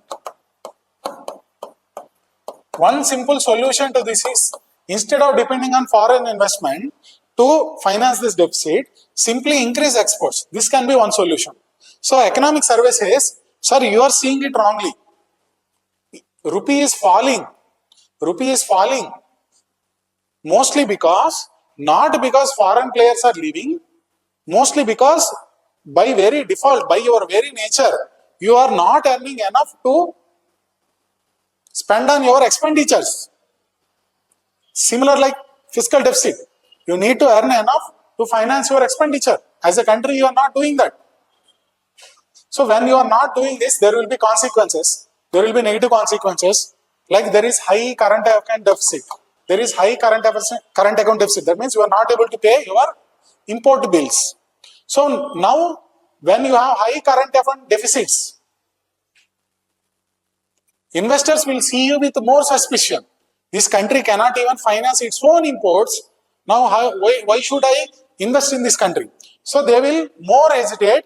When they will more hesitate, now you will have very less money. So this difference between imports and exports will keep on increasing.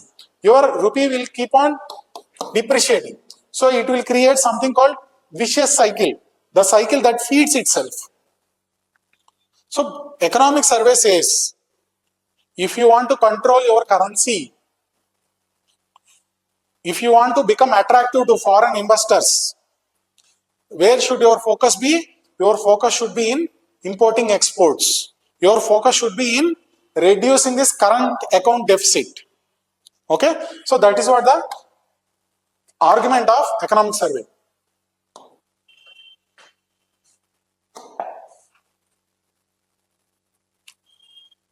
Okay, so see here, disruption of capital flows poses a common and potentially long lasting risk. Okay, capital flows, FPIs are leaving India with varying degrees, durations of impact on the rupee.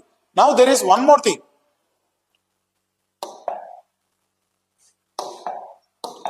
So we have seen three kind of possible scenarios for the future. The one thing common in all of this is your rupee will fall, your currency will fall. So our economic advisor is saying, sir, anything is possible for this. You have to prepare for all these three situations.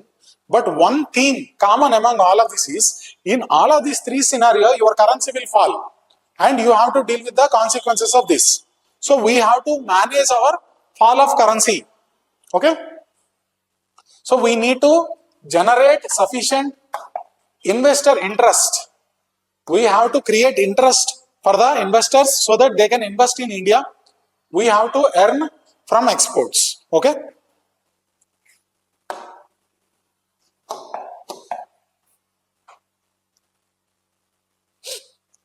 So why investor confidence is facing pressure in India? Why people are leaving India right now? Because one is, India is having high current account deficit.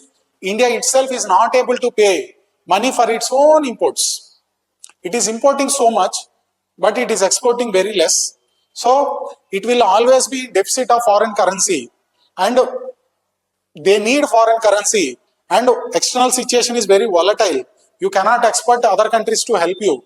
Only you can only help yourself. So without proper exports, you cannot have strong currency. Okay. So first focus is current account deficit. Because of this, investors are seeing less confidence. Then there is one reason.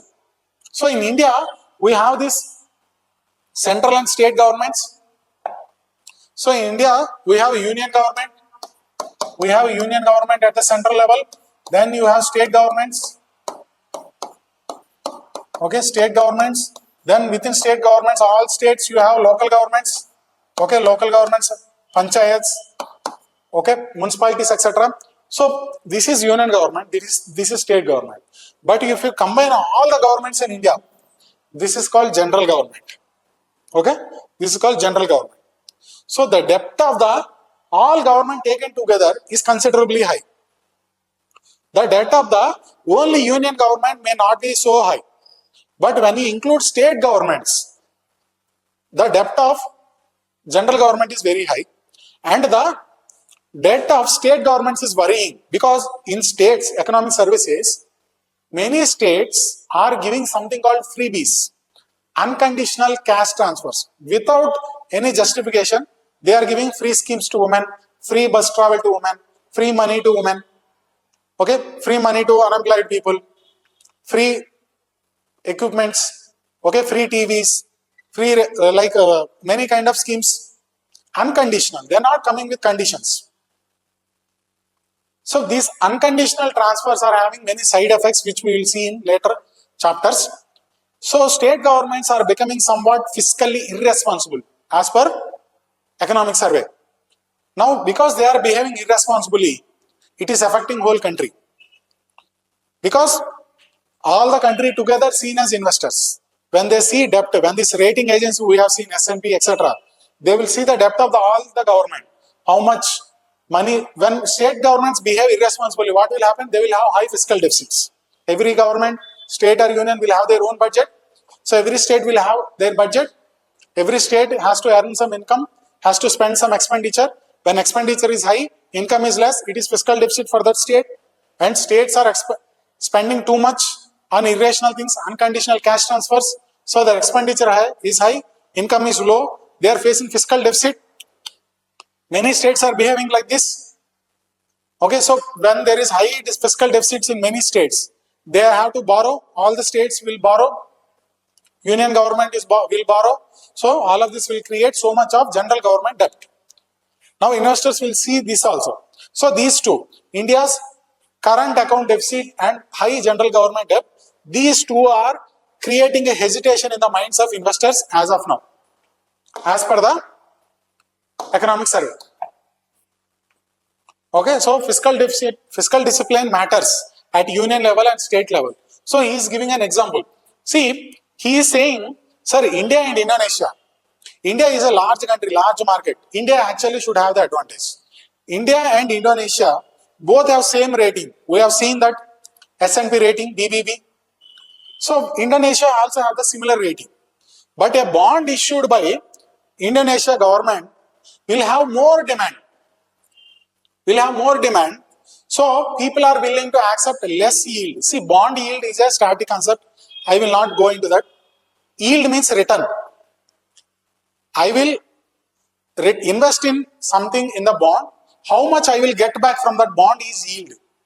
When something is good, when something is assured, it is okay for me to get lesser amount. See, it is like you pay to person A, he will give you 20% interest, but you may not trust him. You cannot trust him. In the past, he has defaulted, but he is saying, I will give you 20%. There is person B who is very sincere, will always deliver. He is very trustworthy. He is genuinely saying, sir, I will give you 15%. I cannot give you 20%. I will give you 15%, but I will repay you for sure. You will know he will repay you for sure. That person A, you have a doubt in your mind whether he will pay or not. But if he pays, he will pay very high amount. So what you will accept? So most people will go for lower stable options. Okay, so stable options will always be having lower yield. Okay, so in the same way, if a bond is having lower yield, it means it is more stable, people are putting more trust. On the other hand, if a bond is having more yield, people are not trusting it. Okay, that means whoever is selling the bond, they are saying, like let's say yesterday government is saying, I am giving you a bond. Bond means it is an agreement, paper, Indian government is giving you a bond. It is an agreement saying that you are giving it. Now I have the money. Indian government needs 1 crore, I have 1 crore money. Indian government gives me a bond paper, I will take it, I will give my 1 crore as a loan to India. On that, India is saying, I will give you 6.3%. Indonesia government is saying, I will give you 6.3%. I will take Indonesia bond because I trust Indonesia. Indonesian government as an investor. Going on past history, going on future projections, etc., current account deficit, general government debt, etc., I am accepting 6.3% of Indonesia. But when Indian government is offering 6.3%, I am not accepting it. Because I am not accepting it, now Indian government may increase the yield. This is very simple explanation I am saying. It may not work the same in the real world. But this is what yield means. Now the seller is offering 6.7% to me. Now I am getting more. Okay, or it can be fixed, like interest is fixed, like a bond may be 100 crore bond, on it will give interest of 10% every year, but I have to give only 90 crore, but principal amount, when they repay, they will give me 100 crore. Okay, face value. The transaction will happen at the lesser face value. So simply put, yield is the amount of return. When you trust someone, you will accept lower return. When you do not trust someone, you will not compromise at lower yield, you will expect higher yield. So when there are less buyers, the seller will obviously agree to give more. Okay, so Indian government bond having higher yield than Indonesia, although both are having same rate, shows that investor confidence is somewhat lesser in Indian bonds. Okay.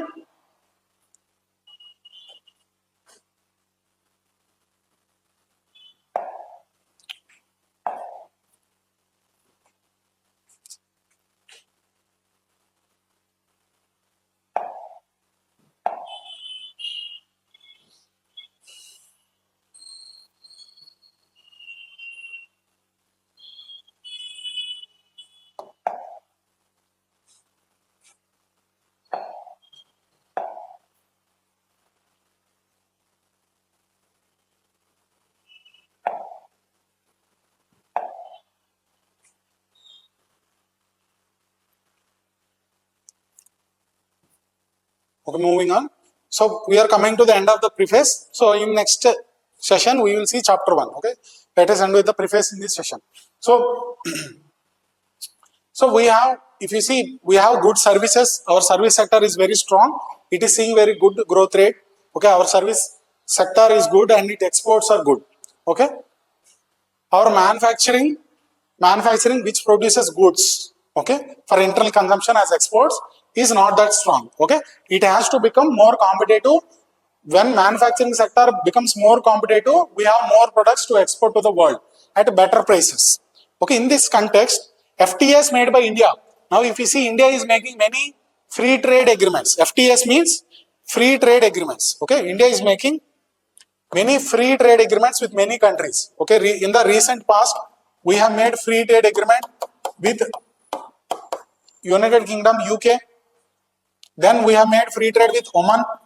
We have made free trade with UAE. And very recently, we have made free trade with European Union.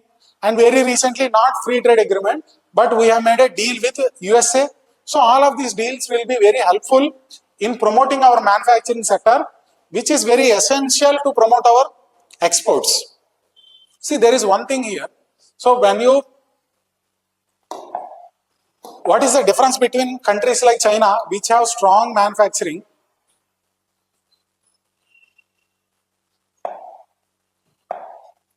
what is difference between countries like China, which have very strong manufacturing, and countries like India, which are not so good in manufacturing but services? See, if I am strong in manufacturing, that means,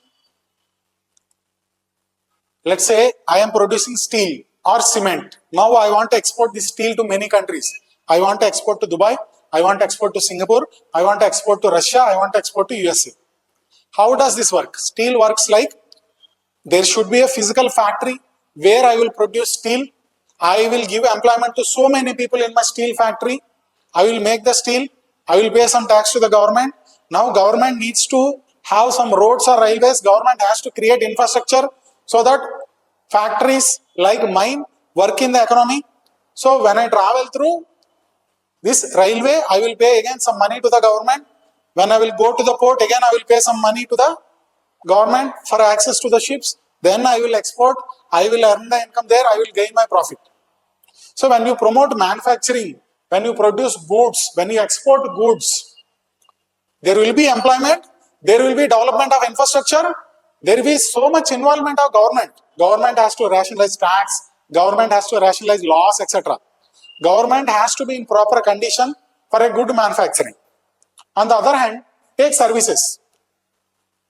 Like I am teaching you.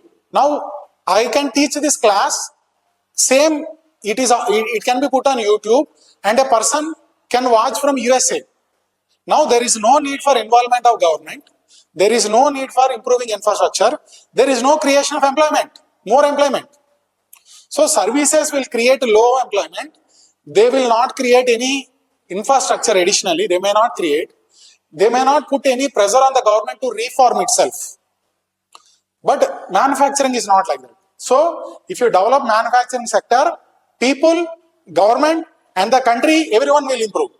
Services, if they are improving, there is no guarantee everyone else will improve. Now what is happening in India? This is happening. We are improving in services.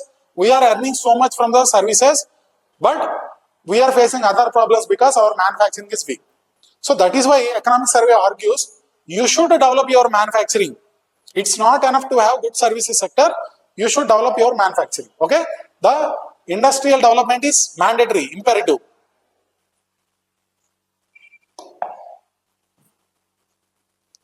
Okay? Cost of capital.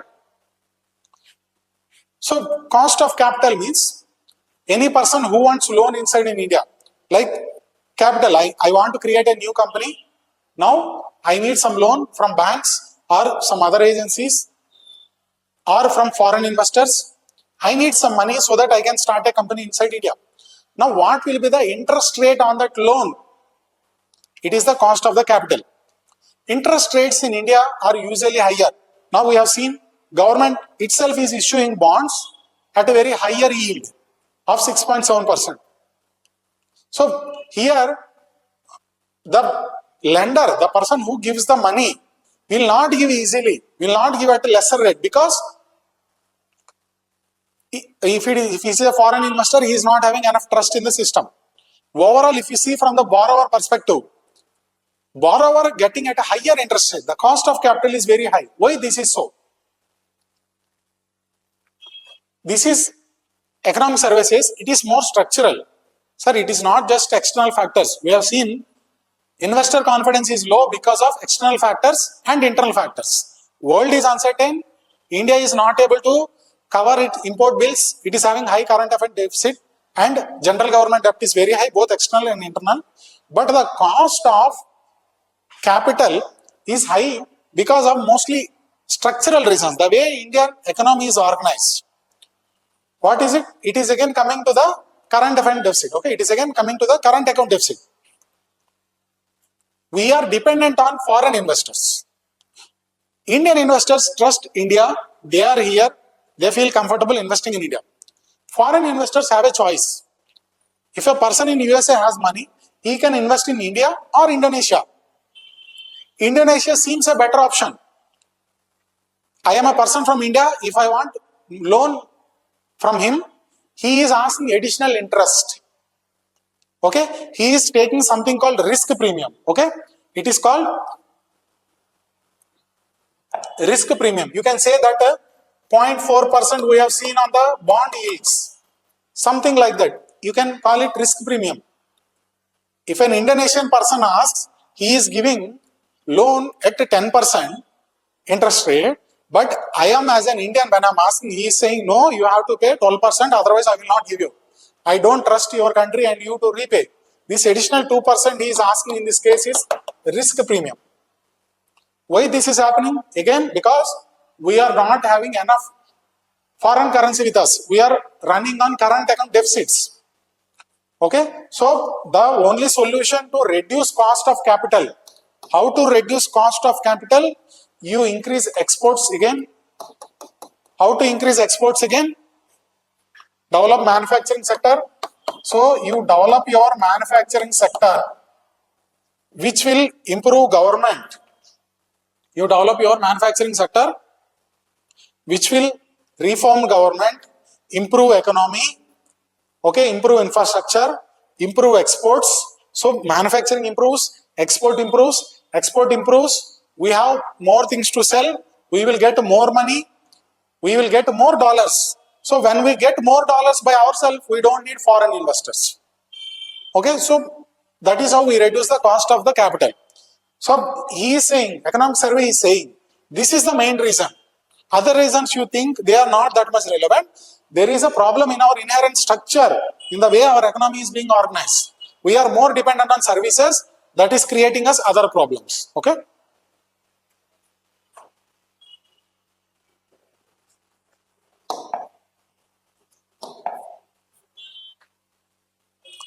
So what is the solution for all of these problems? We have discussed so many problems. So economic survey says, economic survey gives 3 solutions to this. So overall, all the problems we have discussed are global uncertainty, India own currency depreciation, India lack of current account deficit, high capital cost, low exports. To address all of these kinds of issues, what is the solution? Economic survey gives 3 solutions. First one is, India has to employ a strategy of marathon plus sprint. What is marathon plus sprint? What is sprint? Sprint means running very fast. So 100-meter race, okay, you know Usain Bolt. So that is sprint race.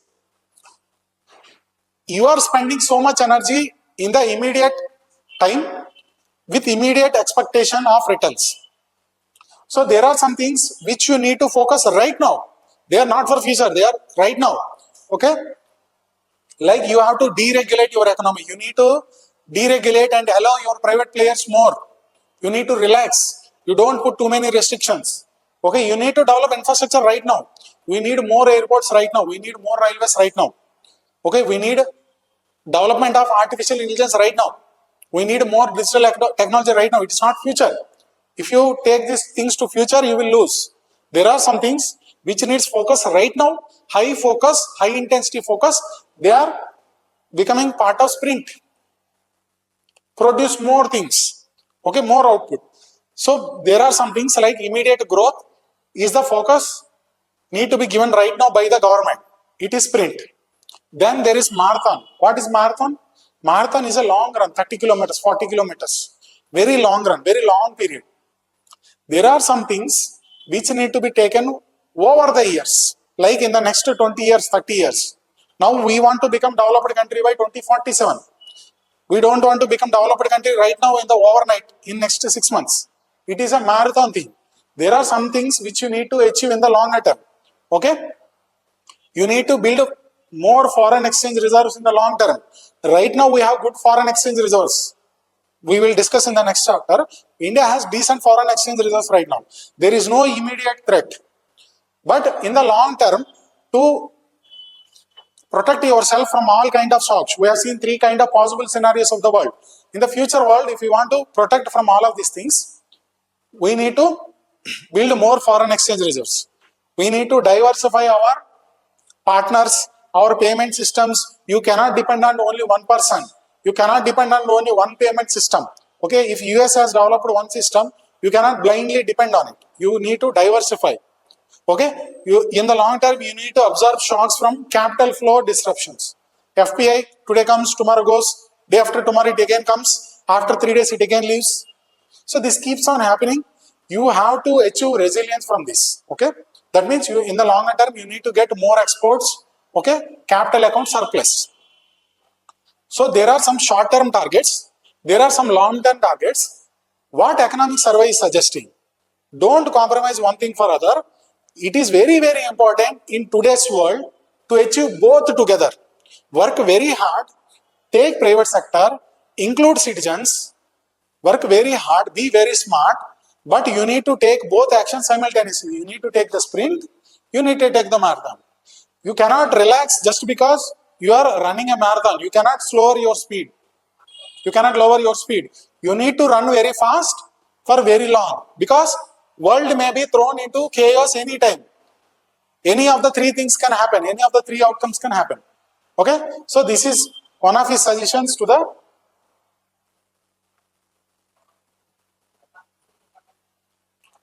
government. Then comes the concept of entrepreneurial state. What is entrepreneurial state?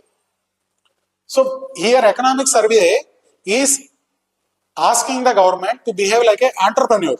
Who is an entrepreneur? A businessman who is having a vision, who has a mission. He wants to achieve something in the future. He wants to build a new company. For that, he is working so hard right now. He is taking calculated risk, not blind risk. He is taking some risk, but with a mission in mind. Everything is a mission for him. I need to achieve this task within this time. And he is having some business model, profit motive. He is thinking of producing more outcome. He wants more outcome, more product, higher productivity, not just following rules. Okay? Government is more bureaucratic. They are more focused on following rules. Now economic survey is asking to become like an entrepreneur. Okay. So shift from regulation and control to enabling and capability. Enable private players to work more, to achieve more, to produce more. Okay, increase their capability, increase your own capability. Not state capitalism. This does not mean state becoming a new business itself, ignoring poor people. No, I do not mean that. But structure your risk. Manage poor people, maintain public distribution system, maintain National Food Security Act, take care of your vulnerable population, but at the same time you have to achieve growth also. Create more produce, okay, more productivity, more exports. Structure your risk, better manufacturing. Then action. Take everything mission mode. Like now government is already implementing this. Recently government has announced schemes for semiconductors, green hydrogen. There is a mission for green hydrogen, semiconductor mission 2.0. There is a mission for AI, national AI mission. So every sector they are doing with a mission, okay, with a clear goals, like an entrepreneur. Okay, process reforms. So don't just sit in the parliament, make rules, make policies. Don't just sit in the Delhi and make policies. Focus on process. What is happening? How manufacture each sector is getting operated, how things are being exported. Okay, so focus on the process, reform the process. Like take the case of PDS. Now what happens in PDS? PDS is being operational with so much of inefficiency. There is a family of 5 in Andhra Pradesh. One person goes to, let's say they are poor family, they deserve a ration. One person goes to some Maharashtra for work. That Maharashtra person will not be given ration because his ration card is in Andhra Pradesh. But his family, who are 4 people left behind, out of 5, 1 has gone out, 4 people left behind, they will be given ration of 5. So here excess rice is being wasted, excess ration is being wasted. Here person is going hungry. So government has came up with a concept of one nation, one ration card. So your ration card can be shown anywhere and can get rations. So 4 people will be given ration here, 1 person will be given ration there. So this is increasing efficiency. Okay, so this is the example of process reform. Okay, so right now state capability is one of the binding constraint because state is more bureaucratic than entrepreneur. Now economic survey is giving a call for the state to become an entrepreneur. Now coming towards the end, so one last suggestion economic survey gives is you become indispensable to the world. Okay, now right now you are strong, you are resilient, that is okay, but you can do more. How? Just like China, now whole world depends on China for rare earth minerals. Taiwan is one of the powerhouse for semiconductors.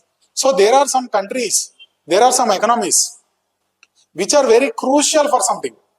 So you become one thing like that. You develop capability in many things. You become part of supply chain. You develop many things. You become indispensable to the world. World cannot dare to blackmail you. World cannot dare to put more restrictions on you. Work hard for that. Okay.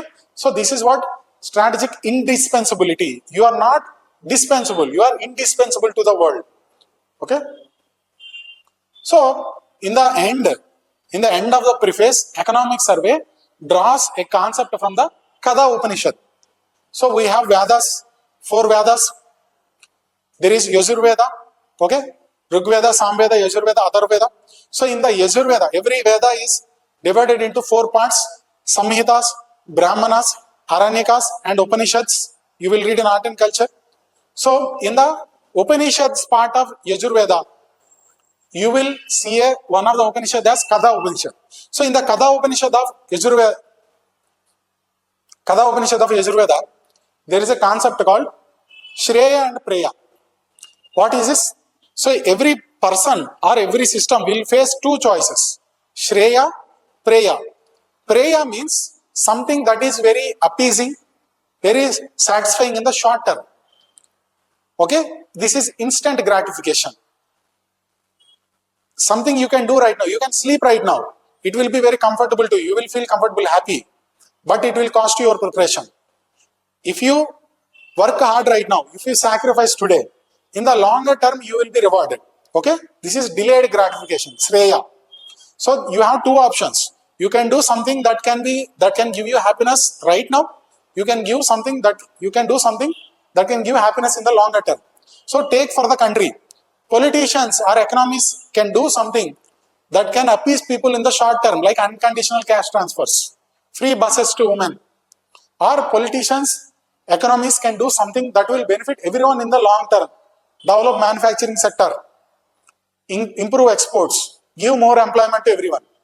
So in the two choices, as per the Kada Upanishad, we should choose Preya. We should delay our gratification, our thirst for instant gratification. So economic survey says we should take the path of Shreya, which is the good.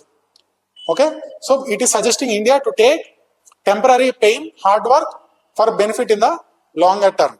Okay, so this is the concept of Shreya and Preya. Okay, so first in the preface we have discussed the context, how fragile is the global environment, how India is outperforming many other countries right now. So in this scenario we are facing many challenges. What should be our strategy? We need to take marathon and sprint at the same time. We should take care of short-term goals, but at the same time we should focus on the long-term goals. And we should be managing fiscal discipline. We should be fiscally very disciplined. We should be promoting our manufacturing. We should have more depth in our manufacturing sector.